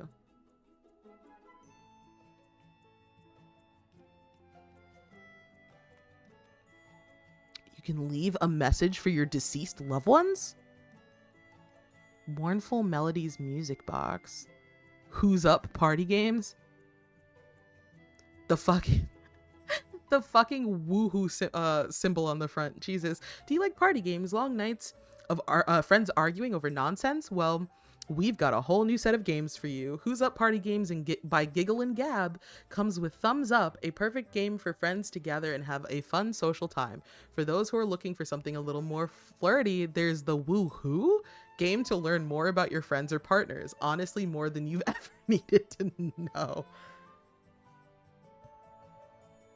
You were so pretty. I miss your face, bro. Oh my god. Here we go. The tarot card deck. We're gonna fuck around with that tomorrow as well.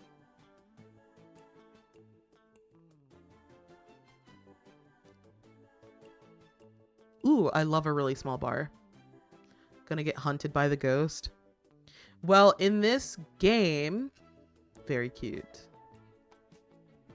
Takeout grill stand. Very interesting. Memorial cannon. Firing of a cannon at a funeral is known for its symbolism, its pomp, and a really cool way to get attention and set the tone. Excellent. So what we're going to do tomorrow, I will make a child, a mother, a father, and like a grandparent, and we will have the grandparent fucking perish, and we will figure out how oh, hold on. All right, I'm getting ahead of myself. We will figure out how funerals work in the game.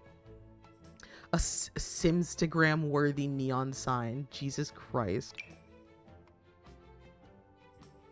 Oh, and there are different shapes and shit.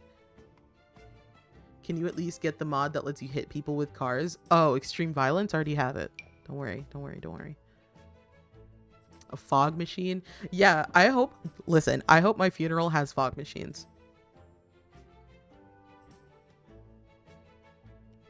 That's so crazy that you can choose headstones now.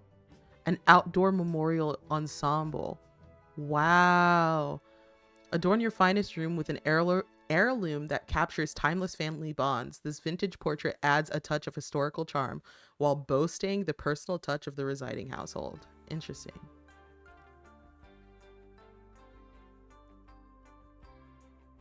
Got more flowers, more plants. I'm in love. Oh my god. I wonder if doing a funeral makes ghosts stop haunting you. That is a really great question, actually.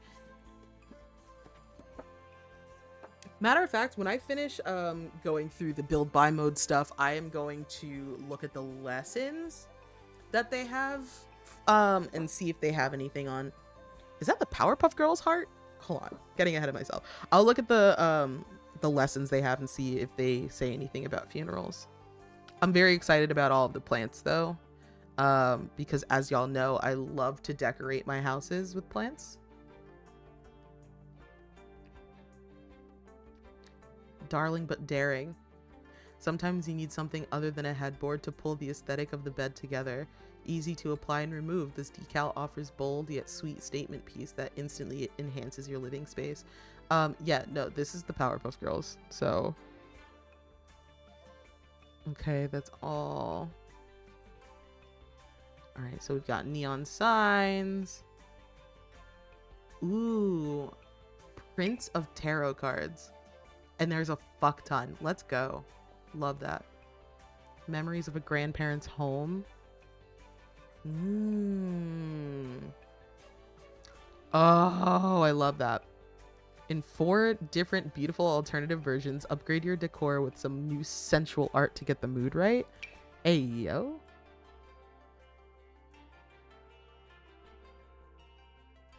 I don't know what's sensual about that, but go off. Oh, wow. Sims team. Lovestruck got a little fucking...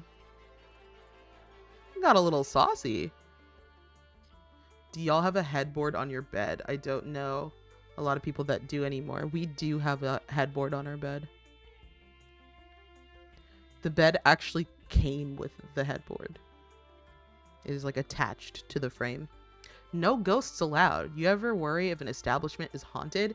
Or is it that ghosts love your house and you want guests to know a specific room is ghost free?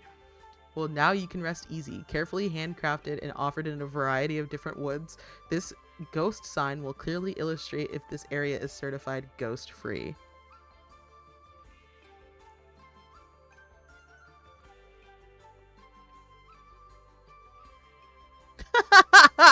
Oh my god. This hippo will absolutely elevate your room, not only in style, but in intelligence. Why? They are a college graduate. We found this hippo on a campus. I hate the Sims team so fucking much. Oh my god. That's really funny. Ooh. Tarot reading. We love that. Ceiling fans? Bitch. What did I win? The lottery? That's crazy. Okay, honestly, Bubbles the Beloved. Can you make the child when you stream tomorrow? Edgar. Oh, it was Edward Talon. It was Edward Talon something.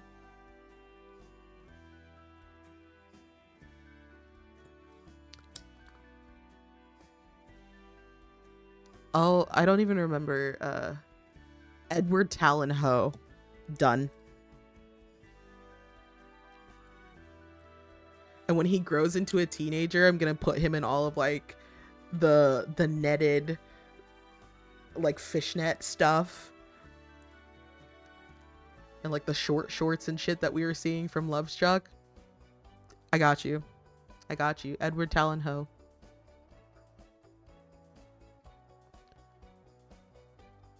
Draped desires. Nothing says sultry desires more than these drapes. These give a special mood to a room in a way that makes it feel like it was made for an adult.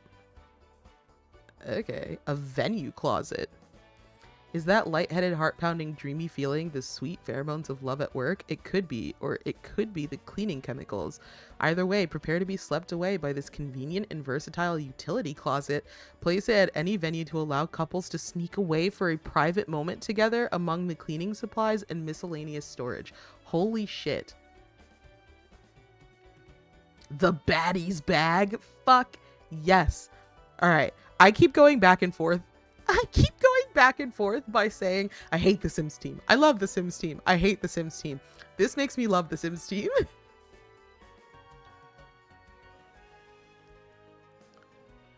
All right. So tomorrow we will make a Sim, or we'll make a Sims family with all of this stuff. And then we will decorate a house with all of this stuff, which will probably take quite some time. And then the curved TV. Ooh, and it's backlit. Let's go. But yeah, we'll decorate a house with this. We'll make a Sims family with this stuff. And then probably in another separate stream, we'll do gameplay and see what that looks like. Because there are new careers. There's like the romance consultant. There is the Grim Reaper. There's like a mortician. There's a funeral director. So we will explore. Build buy mode stuff seems cool. I'm very excited for everything that I saw. Let's see. Lessons. This would be life and death. Oh, wait a minute. There are new worlds. Hold the fucking phone. I completely forgot. Live mode. Let's go to manage worlds.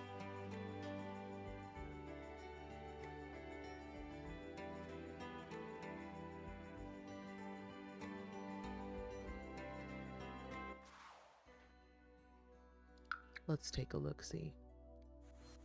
So this was the world that we got with For Rent. This is the world that we got. This is literally the city of love.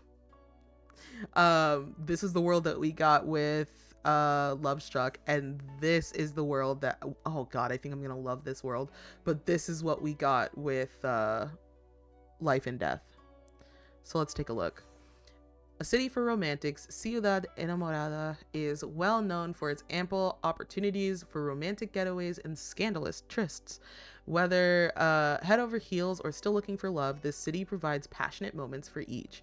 An aspiring romantic can explore Vista Hermosa for the warm and welcoming suburban life, the lush and picturesque Plaza Mariposa for walking hand in hand at sunset, or the traditional meets modern Nuevo Corazon for those seeking the alluring temptation of the nightlife. A lot of cherry blossoms. I love it. Let's see.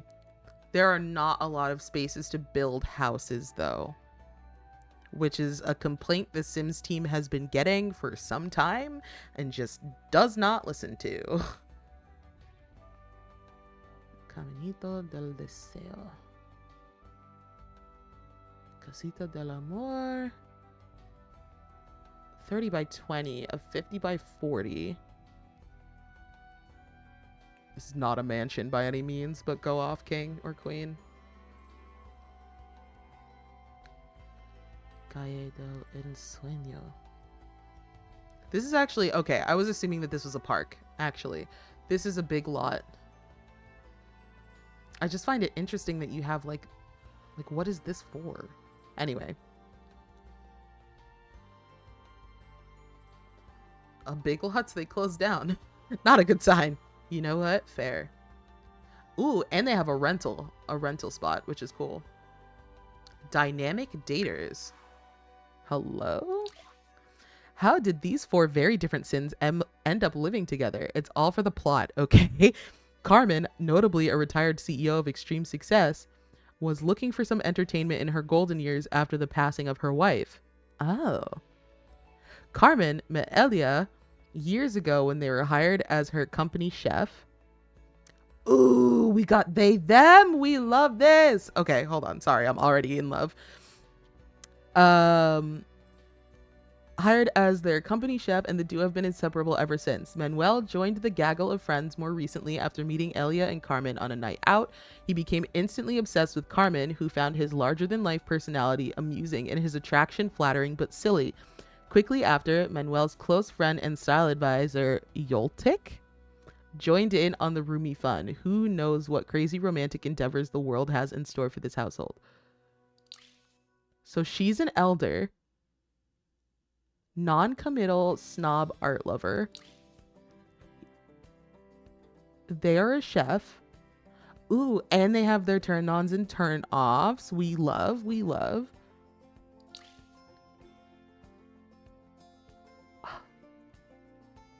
Oh my god. They literally made a polyamorous household. We love this. Upper left, that one lot with the trees, is that a park? No, this is a residential lot, which is cool. Ooh. Romantically reserved? Oh my god. Love bug. This is very exciting to me. I like this household. Let's see. Lopez. After Monica's ex-husband discovered a hidden talent for competitive lawn gnome sculpting and decided to leave the family to pursue a career in the quirky world of gnome artistry, things have been a bit different for the Lopez household. Monica was struggling to believe she could ever find love again and dedicated her livelihood to the well-being of her children instead. However, now that the children are getting older and she is faced with the terrifying prospect of an empty nest, Monica decides it's time to rediscover her romantic side. Little did she know this would happen by her falling for the one and only Manuel Oh, she fell in love with this guy. The guy here. Manuel Aguiar. The notorious dreamboat in town who just happened to have attended high school with her son. Oh my god. Scandalous. Scandalous. So this guy who is in love with her and went to school with her son is her love interest. That is delicious. Delicious. With Carlos feeling particularly threatened by his former classmate as he enters the unpredictable adult dating world alongside his mother, and Luz entering teenhood with an already nervous approach to romance, is there a future of happiness and love for the family? Wow. That is fucking juicy. And then there's another family up here, Nadir. Oh, and an empty... I like that this place is a mix of apartments and residential areas. Really like this. Anyway, let's see what your story is. When Aziz and Valentina first met, they were drawn to each other by their mutual passion for love as two high schoolers working at a flower store creating anniversary bouquets for couples in their rural hometown. While this peaceful lifestyle felt perfect for Aziz, Valentina always wanted to move to the city and turn her romance obsession into a more ambitious career. After overcoming many ups and downs in their youth to save up and move to the city, they finally made it big. Well, at least Valentina feels like she has. Valentina, the renowned matchmaker of Ciudad Enamorada, puts all her effort into her newfound life passion, helping others find spectacular love like her and Aziz's. Aziz, however, feels a little left behind in this whole plan. This was never his dream, and his wife is constantly preoccupied with other couples' problems rather than their own. Will Valentina spend so much energy on other couples to the point of her own relationship falling apart? Or will she learn to find a balance between her passions for love, work, and Aziz? Ooh. Okay, Sims team. Sims team snapped with this world. They did a really good job creating the drama. I love this. Very excited to explore this town a little bit. But let's check out Ravenwood. Ooh, okay. I actually thought I was going to like this world a lot. And it leaves like... Good girl. Oh my god, thank you. Tucks hair behind ear. Yeah, I thought I was gonna like this world more because from this area, like from this, it looked like it was going to be kind of I guess like Seattle-esque, you know what I mean, like foggy and fall, like, yeah, it just like, and it's just not matching the vibe that I thought. But that's not necessarily a bad thing. This is a huge house. 6 beds, 7 baths. Oh my god, that's huge. It does in the lower area, just not the upper left. Yeah. Agreed. The cemetery, the Eternal Hollow. The Spectre family. A 3-bed, 1 bath. The Ether family. Interesting. The Final Drought. The Gomez family. Club Eternity. The Cozy Casket House. And Izadi Gomez. Interesting. Okay, hold on. Let's read some of these. Esther and Zuleika. Esther Gomez was already looking for a ghostly roommate when poor Zuleika met her and in a rather unfortunate cow plant accident, and also found herself looking for a new home in the same neighborhood. Now the two are sharing a home, and Esther is teaching Zuleika the ins and outs of ghostly living and career development working for Grimm. That is actually really interesting. So ghosts can work for the Grim Reaper.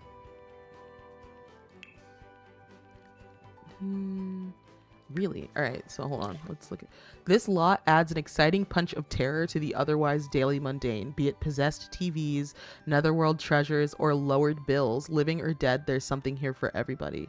Interesting. Gomez. Having tried to be a ghost on for size. Interesting. Radwan and Zipporah Gomez have decided that being a ghost isn't for them, at least not quite yet. Meanwhile, Radwan has his hands full keeping his clumsy wife from meeting Grim a little too soon. In the midst of all this chaos, their teenage child Zelmira, who knows, has plunged headfirst into her own study of the afterlife after finding a tarot card on a walk one day. Now Zelmira's embracing their inner macabre side and finding unique connections in the family's past to a very special member of the Goth family. Things definitely seem to be getting spooky for this household. Interesting. And they were roommates. Oh my god. Let's see this dead fuck. After a miscommunication with a pet crow, Kai Ether found himself in a less corporeal form than expected. It's a story similar to many families, but there's an unfortunate wrinkle to this story that has made things extremely stressful for not just Kai's husband, Ikad, but also for their son, Takama. You see, not only does Kai not seem to understand that he's dead, he also doesn't believe in ghosts, period. Awkward, right? But with the help of a local support group and with the love of his family, maybe Kai will start to see the light. That is very interesting. I hate that their son is dressed up as a crow, but go off. There was one more. Here it is. The Spectre. The Spectre family has an air of mystery to them.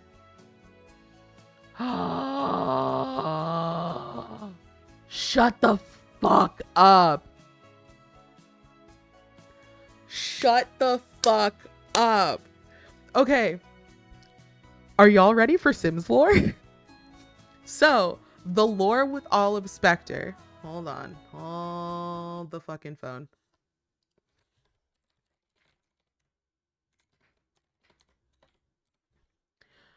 Olive Spectre.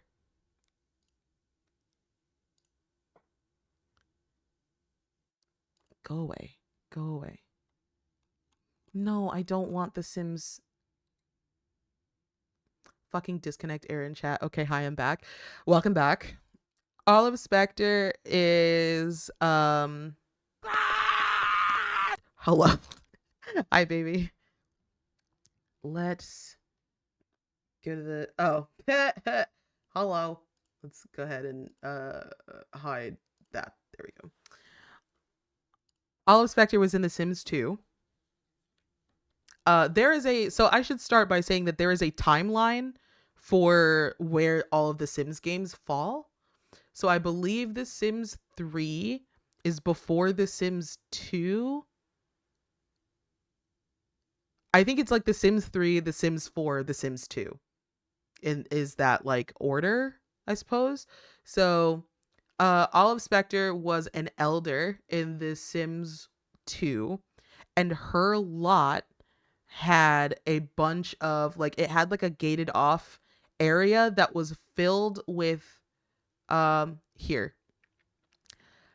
Yes, that was filled with tombstones of her former lovers. And it is, yeah, there we go. There we go. It is really, really heavily, and she has like a little chair out here with all of her euthanasia. That's funny. That's really funny. Anyway, sorry. It is what is the Earl E demise? Where's that one? Let's see. Oh. Rigor mortis. Yeah. That's really funny.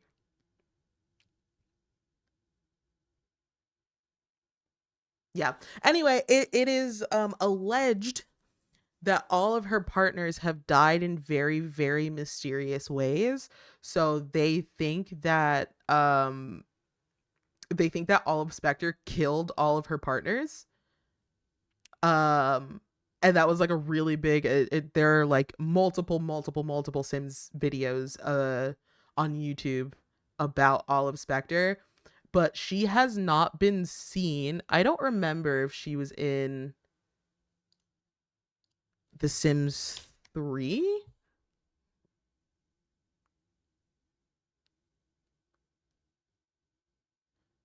Let's see. Yes, so she was not in The Sims 3. She was just in The Sims 2 and The Sims 3. Yes, and she had a niece named Ophelia. She was also left at the altar by early demise, who died soon after. The death of her many husbands have led some players to theorize that Olive is a murderer or was somehow responsible for their deaths. These theories remain unconfirmed. She later appeared as a younger version of herself alongside Nervous Subject in the Store World Midnight Hollow. So, oh, she was in The Sims 3. In Midnight Hollow, there seems to be some kind of timeline confusion surrounding Nervous being taken away by social services and Olive's marriage to Ichabod Spector. Yeah. So that's what she looked like. Her sister and her sister's husband are in her garden. She's the daughter of these two people who died in a fire that's also in her garden. She fucked the Grim Reaper and she got pregnant with Nervous Subject, who Nervous Subject ends up moving out. He was taken away by a social worker, but he ends up moving out, Sims 2, and is in the Beaker family and lives with Loki and Cersei Beaker. Oh my god, this is so much lore. Sorry. I can post, I think from what hold on, look, Sims, why am I in all caps? Sims timeline.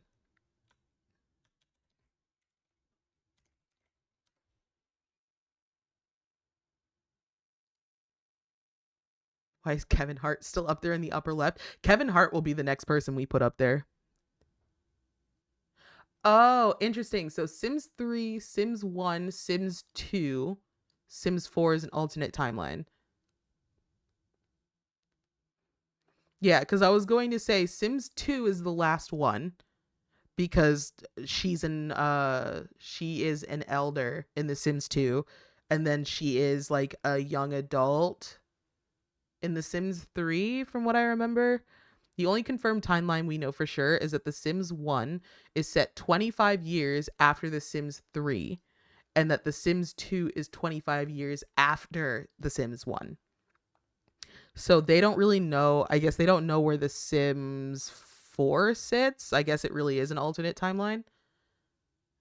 But yes, anyway, I'm getting ahead of myself. Super ahead of myself. Anyway. Lane Coffin and Nyan Spector. Hold on. Sorry. To go back to Olive Spector. Oops. Nope. Keep going.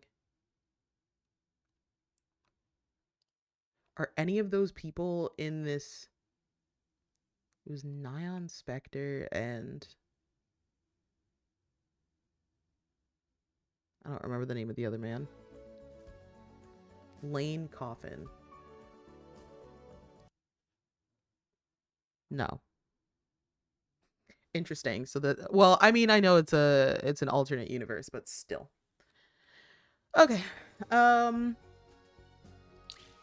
The Spector family has an air of mystery to them. Rumor has it that Olive's prior husbands all met unfortunate ends, which makes things rather awkward now that she's engaged to Lane Coffin, the founding and sole member of the band Withering Widdershins.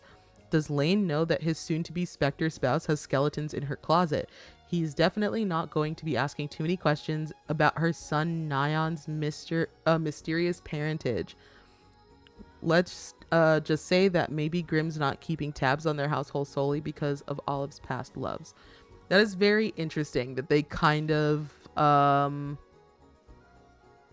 like, he still looks like nervous subject to a certain extent. Hold on. Sims nervous subject. I will put, there's a really great video that Plumbella did all about the lore behind nervous subject and Olive Specter and her relationship to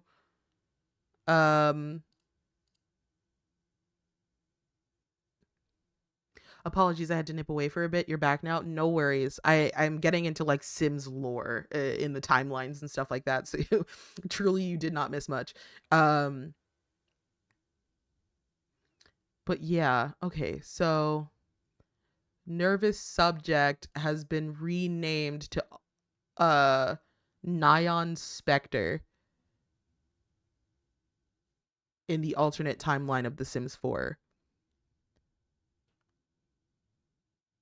I missed the opportunity to ask if you can adopt foxes. I don't believe you can adopt foxes per se. But I think you can like befriend them and then they'll like do stuff for you. Or if they're just wild foxes, they'll like try and eat your chickens and shit. I actually didn't know the mainline games had a timeline. I just knew the mobile copies of Sims 2 were related. So I'm not sharing the I'm not sharing my browser window right now. But let's see.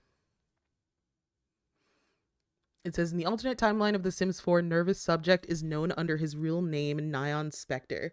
This name change is explained by him not getting experimented on by the Beaker family yet in the alternate timeline. Neither has he been taken away by the social worker in the alternate timeline. The developers described him as pre-nervous, suggesting that it takes place before he meets the Beakers and becomes nervous subject. He's a teenager, 21 days from becoming a young adult, lives with his mom and her fiance. His father is the Grim Reaper, as he has the Grimborn inherited trait, a trait automatically assigned to Grimm's offspring, along with a scythe-shaped birthmark on their neck. In the initial version of the game, Nyan did not possess such a trait, nor does Grim Reaper appear on his family tree. Nevertheless, he was branded with the scythe-shaped birthmark. This was fixed in a different patch. Blah blah blah. He has a darker skin tone to more accurately reflect his mother's genes. Fucking thank you. He has his signature mohawk hairstyle, albeit slightly more textured, and his lips have been made fuller to make him look closer to Olive, who is a person of color, has always been a person of color. Love that. Once spoken to by using the Ravenhood rumors, blah blah blah. We'll mention once having a close friend named Pascal who suddenly and inexplicably moved away and wiped his social bunny profile, which made the young man feel alone. This in turn led him to develop a friendship with local town ghosts Alice and Edith, who most Sims would be terrified of, has a good relationship with his mother, a neutral one with his soon-to-be stepfather, a slight dip in the red. In fact, Nyan mentions that he finds Lane weird, calling him a creep. Interesting. That is so interesting. So Pascal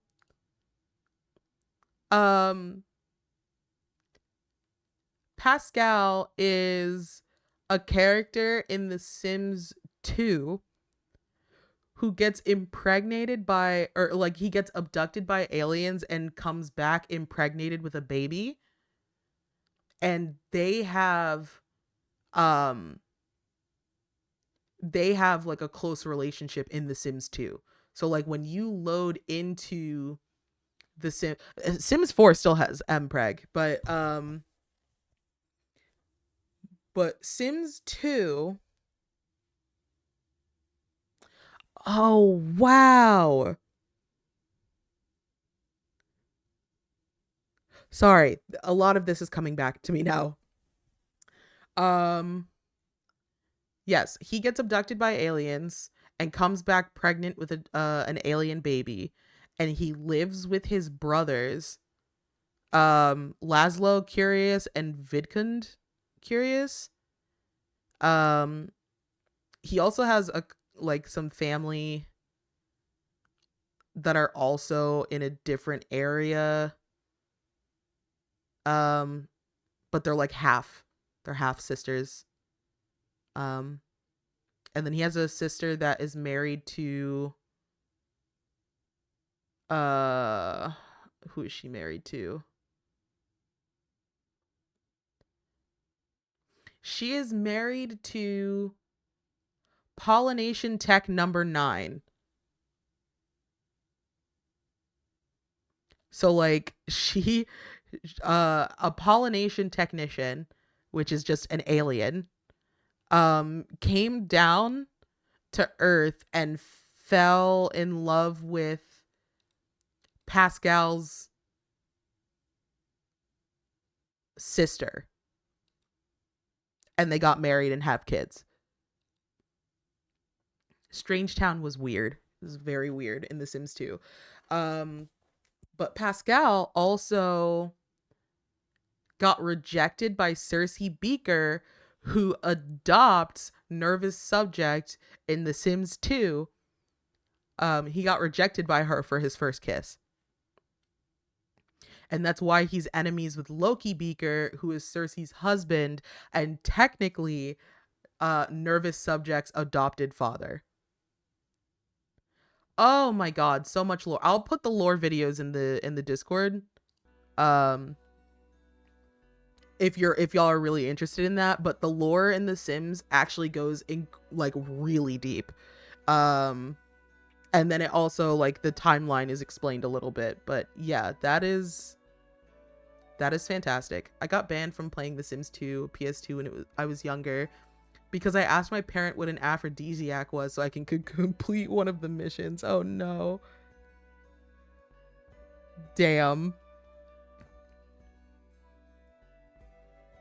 Quick sidebar, baby honey darling dearest sweetheart, are you feeling up to Left 4 Dead 2 later? Yes, I'm trying to end stream like in the next 10 or 15 minutes so that I have energy for Left 4 Dead 2, but yes, I will be joining y'all. Also food. I mean, I have, it's late enough now for me to have my Applebee's left over, so actually forget that. That's fantastic. I really want to see, I really want to see the birthmark on the side of his neck.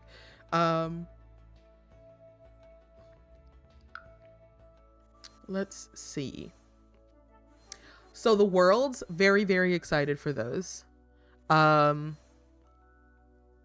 The drama in Ciudad Enamorada seems unmatched. I'm very excited.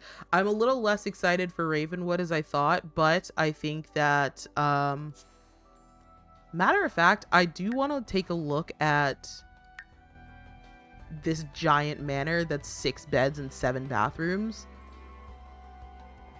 And I also want to see what the lot traits are, because I think they added new lot traits. Oh my god, they have a greenhouse! Beautiful. They have a greenhouse.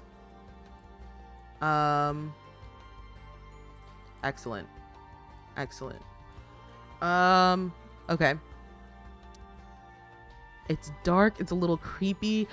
Ooh, you can see into the basement and shit, because it's a little dilapidated. Oh my god. I actually love.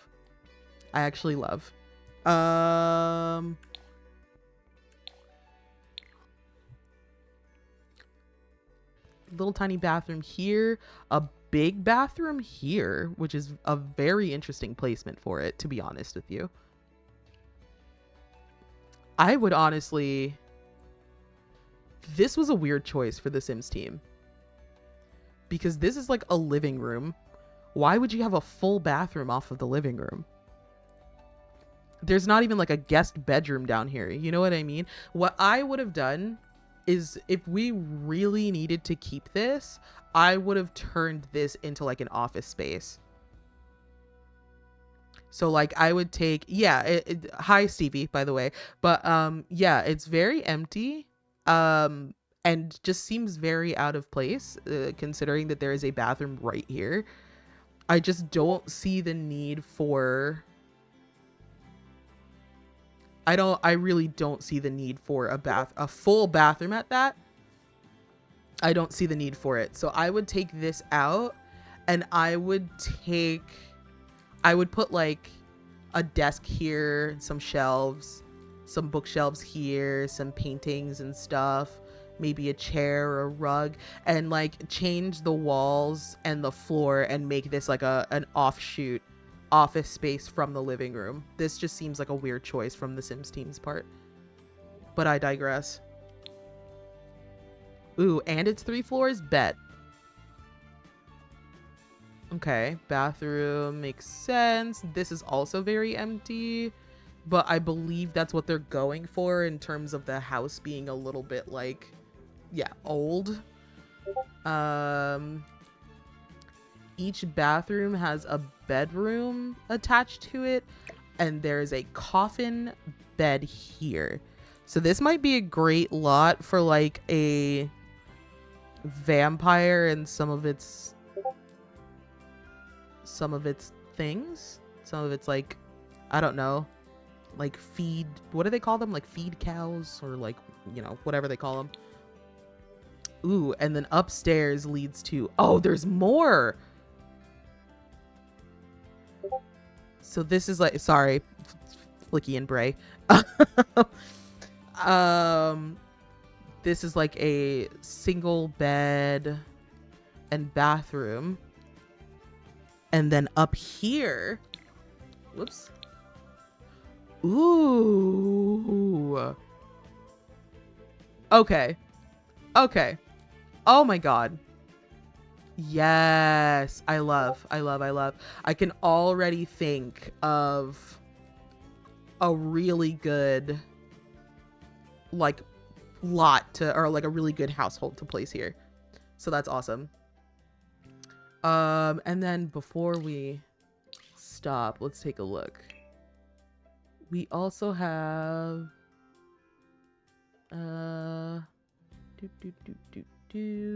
Hallowed Grounds, which is new. That's funny. A singles hangout. This lot trait will have more date-ready Sims walking around in the neighborhood. Okay, love.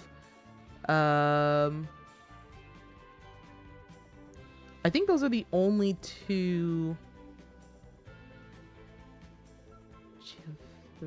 Yeah, no, that's not new. Yeah, those are the only 2 new lot traits.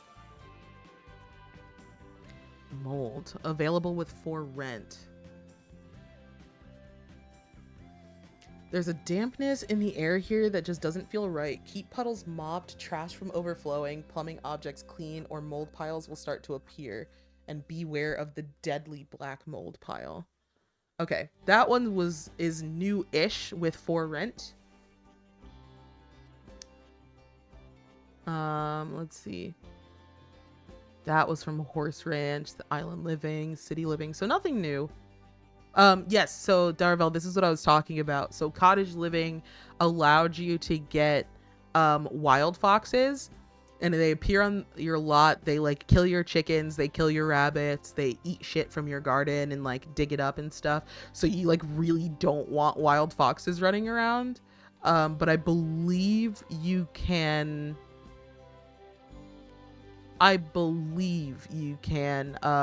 befriend them. They're just really annoying if your sim is a gardener or has animals on the plot. Okay, last thing I wanted to do, because it's here, they have Love Struck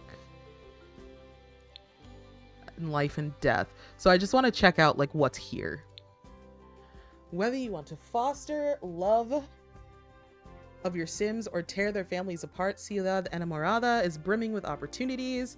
We all have to start somewhere. Cupid's Corner is the matchmaking app to help you find your future flame. I'm glad they brought matchmaking back. That was something that was just available in base game Sims 2 and Sims 3, so I don't know why we had to pay to get a kit to bring it back to Sims 4, but I digress. You know, I don't like the Sims team already. First dates can be awkward, but love can blossom from the most unlikely pairings when attraction is involved. Asked to create a date, pick the activities yourself, and choose one of the many romantic hotspots within the city. For example, we have that park, we have the plaza, perfect for a picnic on a romantic blanket. Or searching for axolotls by the pond. Interesting. While on a date, consider these few fun and risque activities for dates to enjoy. The Who's Up party game is a great alternative to small talk for breaking the ice and can reveal enough about a sim to change the attraction levels. Mood not quite right. The Garcia Amor costume trunk can provide a little spice to the sweet and set the tone for a magical night, which may involve a Vibromatic Nuevo heart bed to shake things up. Already in a relationship? How's that going? High romantic satisfaction is key to a good relationship. When both Sims are satisfied in a relationship, the relationship is bound to be strong. A romance dynamic may develop depending on how Sims interact with a partner. This will affect how a couple interacts with each other for better or for worse. Up to you to determine whether you're looking for a heartwarming, wholesome dynamic or a drama-filled, strained dynamic. So when exploring a new relationship, remember these key things. No matter what love story you want to tell, it will be one for the ages. We've already looked at the city. Turn-ons and turn-offs, which is something that, like, again, came with base game Sims 1 and I don't remember Sims 1, but Sims 2 and Sims 3 came with turn-ons and turn-offs. Are set in Create a Sim and determine how attracted Sims are to each other. Sims can be attracted to physical attributes like hair or outfit color, or their personality and characteristics. Sims attracted to your Sims will be easier to build romantic relationships with. Attraction can change as the Sims get to know each other based on turn-ons and turn-offs. To set... Ooh, they've upped the amount. You used to only be able to set 20 turn-ons and turn-offs. Now you can set 50. Great. Because they added turn-ons and turn-offs in an update, and then...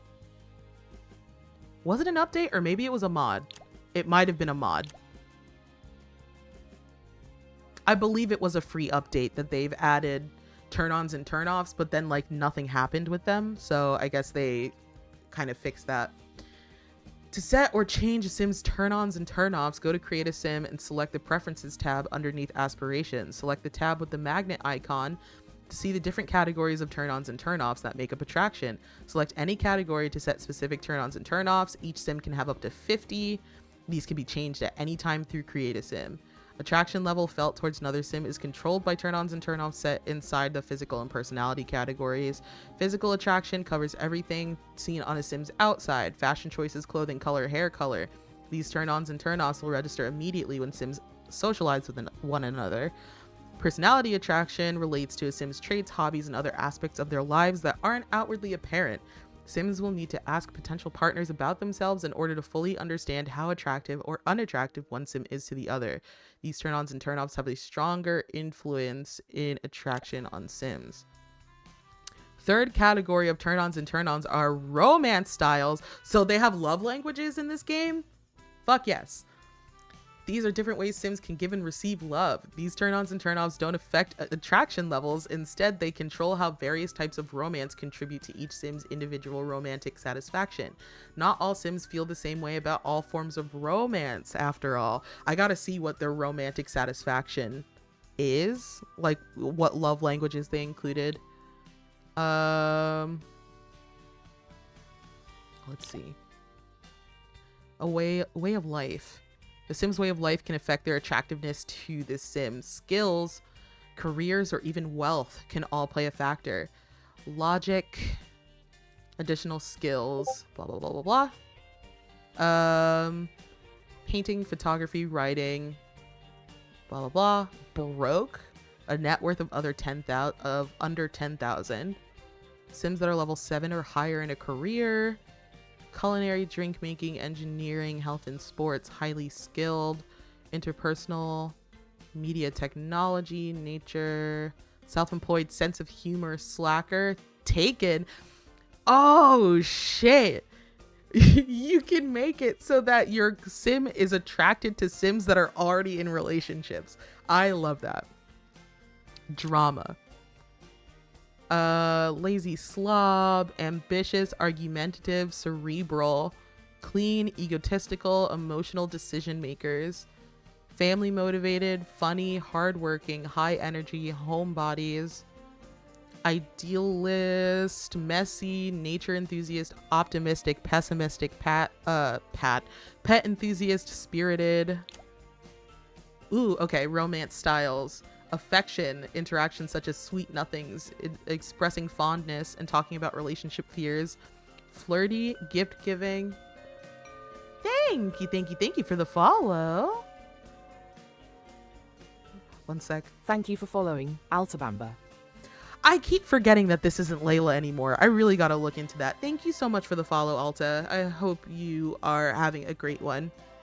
Appreciate you being here and welcome to the party, animals.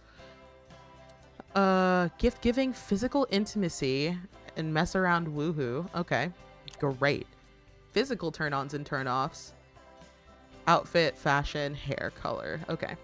Cupid's Corner is the dating app. Ooh, you can take pictures specifically to put on your dating app, which is great. You can save matches. Interesting. Okay, creating a date. I don't want to read too much because I do want to actually experience it when we do the playthrough. Romantic satisfaction. Romantic satisfaction goes up from having positive romantic experiences. Don't forget about turn-ons and turn-offs. On the other hand, sim couples who can't maintain mutual satisfaction will find it harder to keep up the relationship. Blundering into a partner sim's turn-offs will certainly drive their satisfaction down, as will breaking romantic boundaries like cheating on a partner.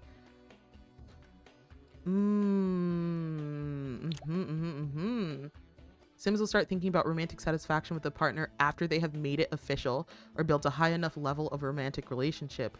Lovebug and romantic sims will start with a slightly higher level of romantic satisfaction, while romantically reserved and non-committal sims will start with slightly lower. Oh, love.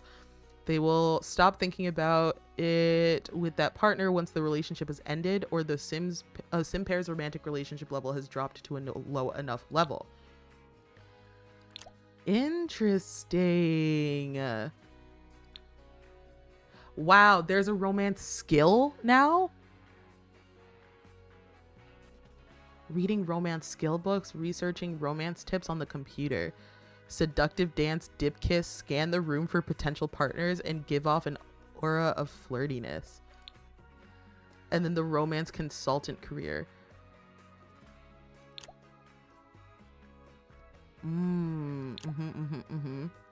Matchmaker. The second branch is relationship counselor. That's great. All right, I'm really excited for Love Struck. From everything that I've seen, very, very excited. Let's check out Life and Death, and then I'm gonna end stream so I can chill before I do before I do Left 4 Dead 2 on Flicky stream today. I hope y'all tune in for that. It's going to be fun. Ooh, bucket lists. Ghost with unfinished business. Also, I'm gonna grab my mozzarella sticks and my food because I'm starving. Even though I'm gonna end in like 10 minutes. Give me a second. I got distracted by the lore, chat. I got distracted by the lore.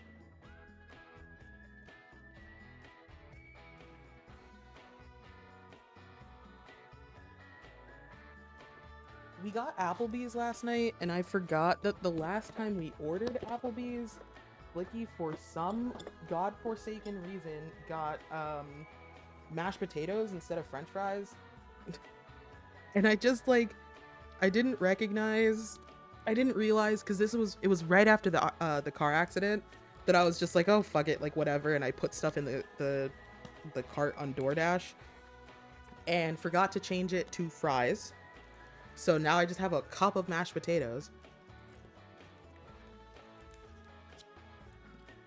And normally their mashed potatoes are really good, but this time it's not as garlicky, and I'm really upset.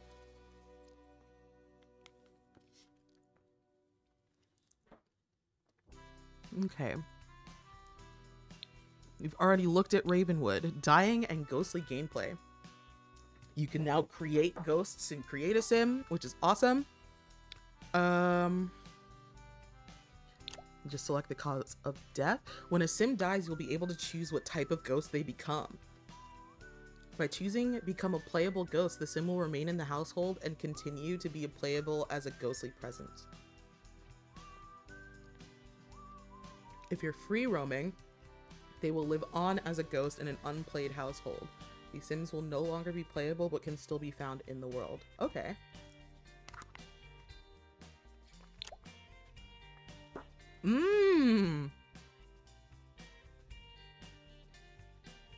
Unlocking powers and rising through the ranks in Ghost Mastery. As Ghost Sims use their unlocked abilities, they will earn experience points and gradually advance their tier in Ghost Mastery.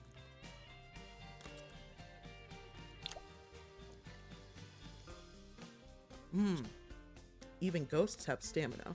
Okay.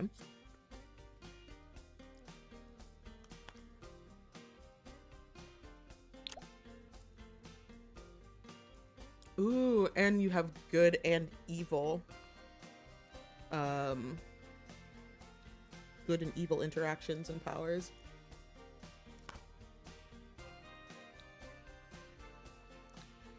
Interesting.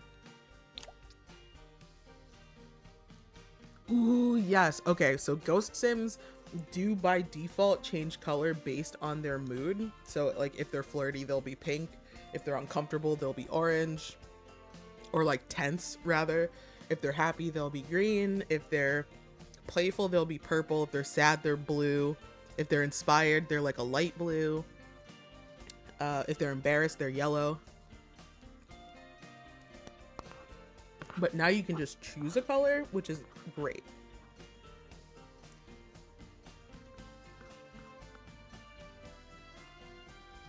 Ba ba da ba ba ba. Sorry. I was eating the rest of my fucking mashed potatoes. I'm upset. I really wanted French fries. Okay, but that's actually really nice. Like that we can do that. Once a sim dies, their remains can be customized to fit that sim's personality. By interacting with their current urn or tombstone, you can select display as and choose a style for their remains. After that, you can go to build mode and use the design tool to change the swatch of the model if you'd like. I love that. You can also turn on or off auto switch when interacting with an urn or a tombstone. Because by default, if you place an urn outside, it'll turn into a tombstone, and vice versa. If you place a tombstone inside, it'll turn into an urn.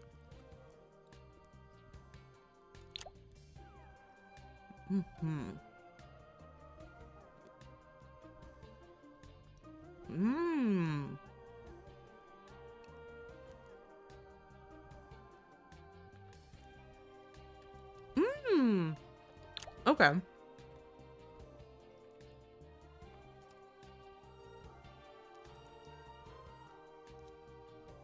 You can woohoo in a crypt? These motherfuckers are nasty. Mmm.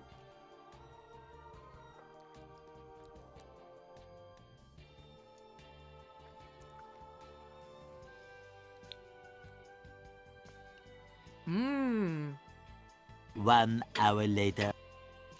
Listen. I'm on my way out, I promise. Grief may surface. Tough situations such as loss of a family member or close friend, loss of a pet, divorce, or getting fired from a career can be trigger points for a sim to begin the grieving process. Not all sims surface grief the same way. Not all sims will gain grief. It can show itself as anger, blues, denial, or holding it together. Each grief type comes with its own challenges and opportunities to grow.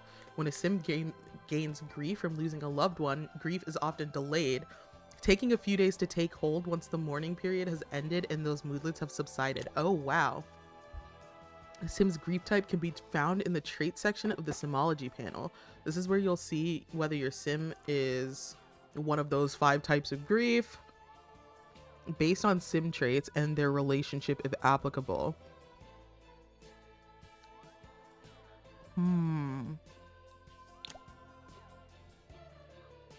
They can cope with grief by engaging in uplifting, creative, or proactive activities. You can attend grief counseling.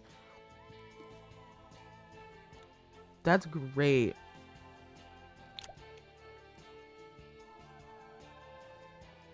Ooh.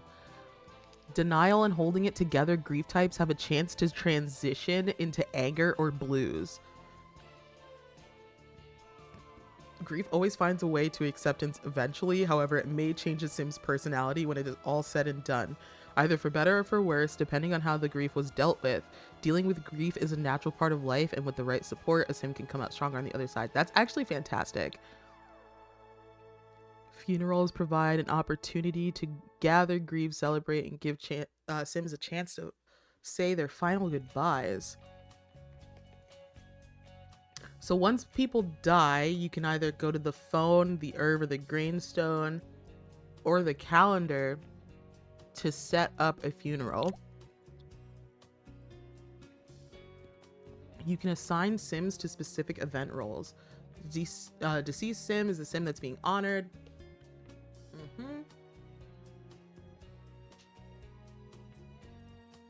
You can hire mourners.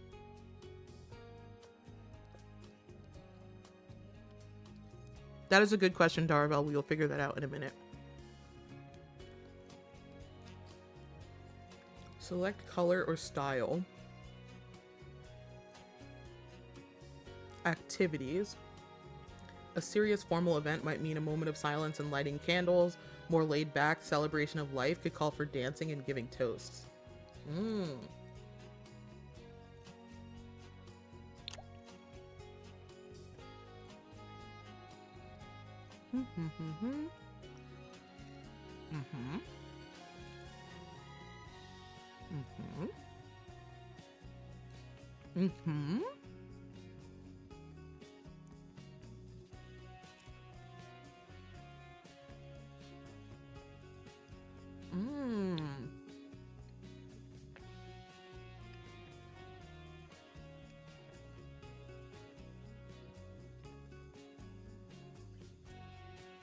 Honestly, I would assume that you can have a funeral for a pet because pets do get they do get urns and tombstones, so I would assume it's the same thing as humans or as Sims.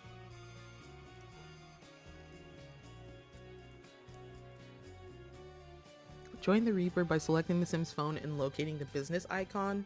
You can either find the job from the list, or you can ask the Grim Reaper to become a Reaper. This is an active career. You can choose to either send your Sim to work alone, or you can join them at Headless Quarters, the location of Grim's office. Once on the job, a Sim in this career will be tasked to complete many different goals. Each goal is completed, it will count towards the progress for the day. So we have a couple of active careers. We have like detective, scientist, actor, home decorator, and there's another one that I'm forgetting. Oh, doctor. Promotion tasks. Scribe role is where a Sim will learn the assignment of the day and is usually the first stop for a Sim once entering the lot. The Netherworld portal is where souls are released, usually done after each reaping. The reaping test mannequin in the office can be selected to practice reaping. This action, when completed before going out on assignment, can contribute to a smoother soul collection. Interesting. Working in the Reaper career also has its surprises. You may load into an office lot and find a mischievous ghost has sabotaged the headquarters.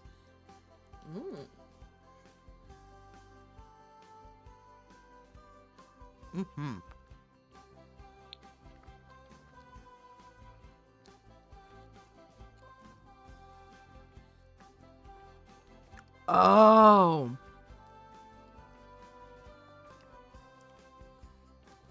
So you can challenge the Grim Reaper to a game. Chess, darts, don't wake the llama, foosball, basketball, ping pong, hopscotch, horseshoes, and bowling.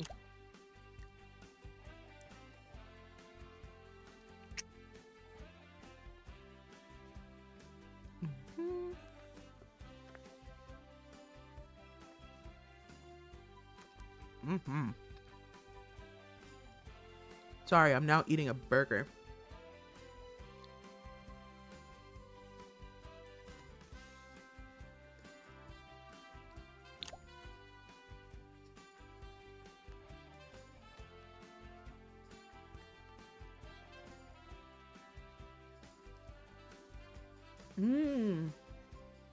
I didn't know they live longer than normal Sims.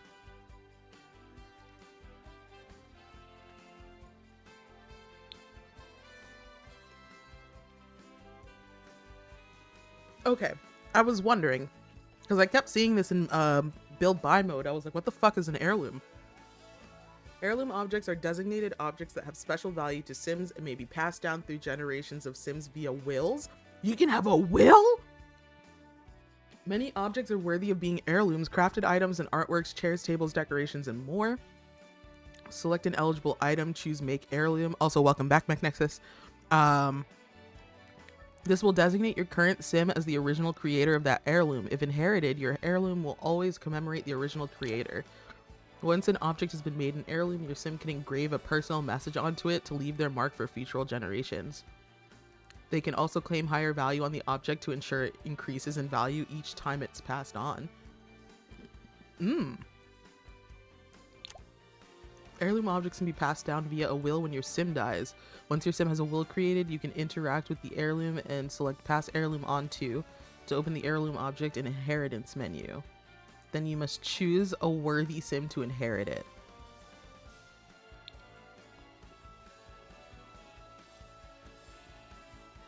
Whoa, wait a minute. What the fuck is happening? There's so much here. The Soul's Journey is a new reward system to guide Sims through the later stages of life, offering self-fulfillment, closure, and even rebirth.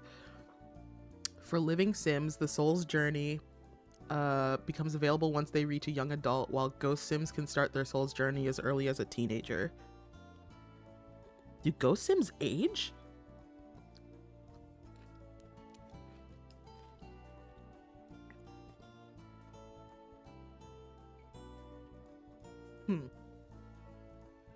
They'll have a bucket list.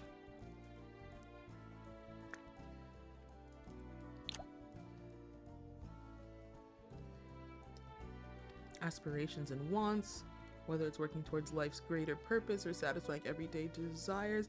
That sucks because I don't play with wants in The Sims 4.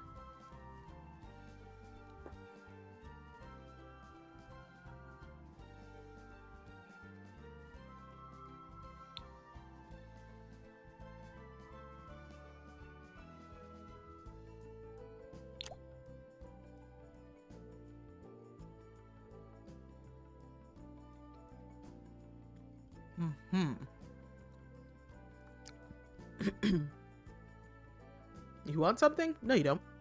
Exactly.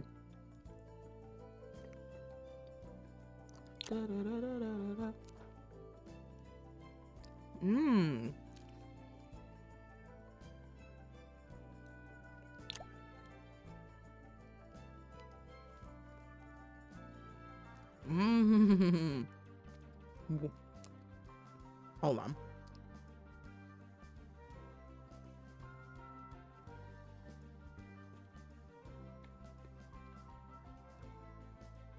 So if you fulfill all of your dreams, you have the option to choose rebirth at the moment of death. Make sure to choose wisely, as there's no option to return once the decision is made. If you are a ghost sim, you can rebirth at any time by visiting the Baleful Bog in the Morningvale neighborhood of Ravenwood. To choose to rebirth by selecting a spot in Baleful Bog and selecting rebirth. Child ghosts get a second chance at life too. Children sims now have the option to age up to their to progress their soul's journey and unlock the option to rebirth. Choose to age up your child's sim at Baleful Bog and become a teen ghost sim to access the soul's journey. Interesting. Allows your sim to start a new life while retaining some pieces of their past. It's a unique way to give your sim a fresh start in the world. Whether you choose to rebirth as a completely new sim or a sim that strongly resembles their past, the choice and story to tell is completely up to you.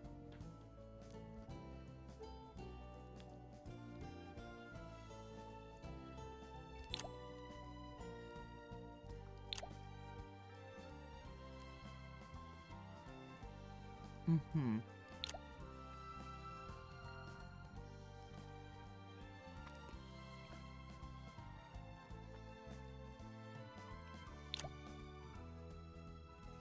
Oh, that's cool. If you rebirth, you can move into a different house. And then you can either make yourself look like what you used to look like, or very similar to what you used to look like, or you can use genetics to make yourself look like the sim family that you joined.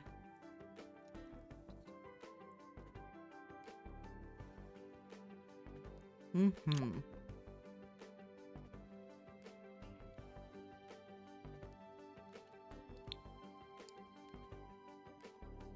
Mm-mm-mm-mm. Mm-mm-mm-mm.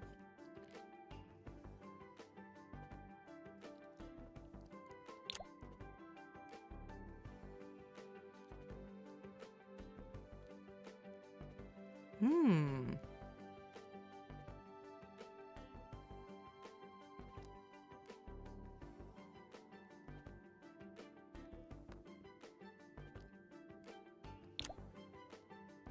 Mm-mm-mm.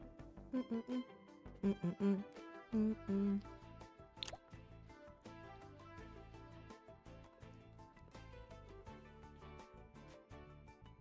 Interesting.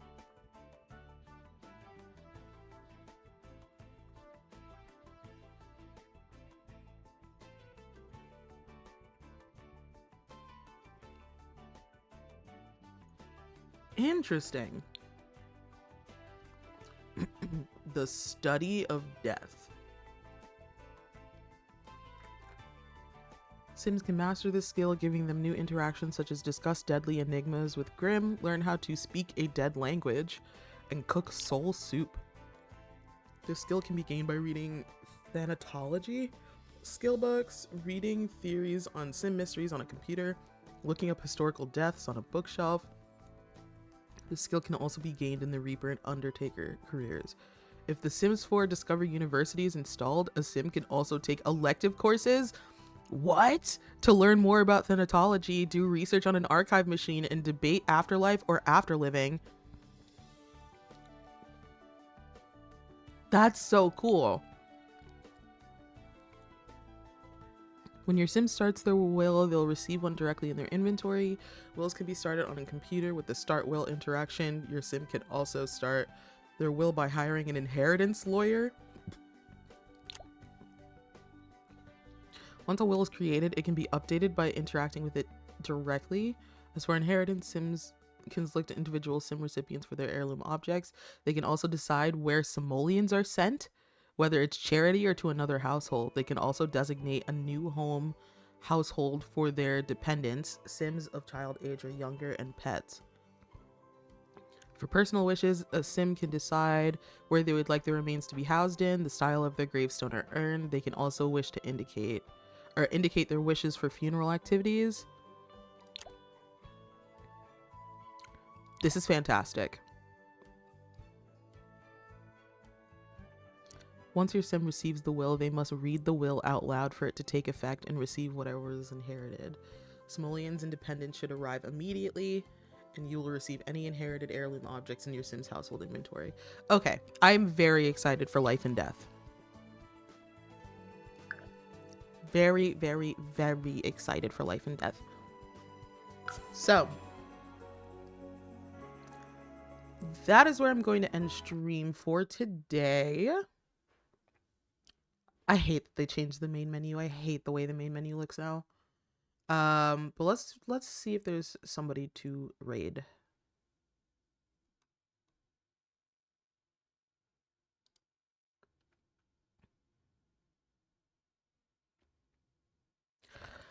All right. Bal is playing Final Fantasy Online. And Azzy is playing Elden Ring. Do y'all have a preference of where I send y'all?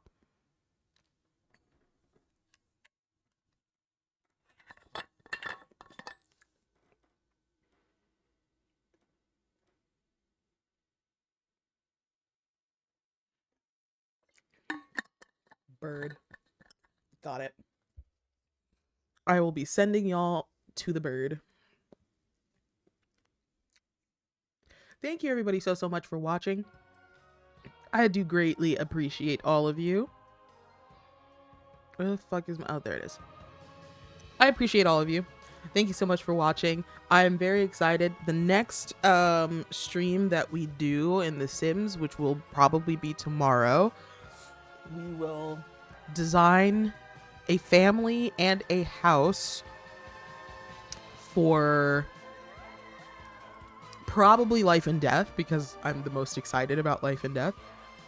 And then depending on how long that takes, we'll either move it into gameplay or we'll save gameplay for another stream. But I appreciate you greatly. I hope you all have a great day on purpose. Reminder that I'm going to be on Flicky's stream later in a couple of hours, 2 hours from now, playing Left 4 Dead 2 with Z and Bray. So please hop in if that's something that interests you. I will see you all again very, very, very soon. Bye bye.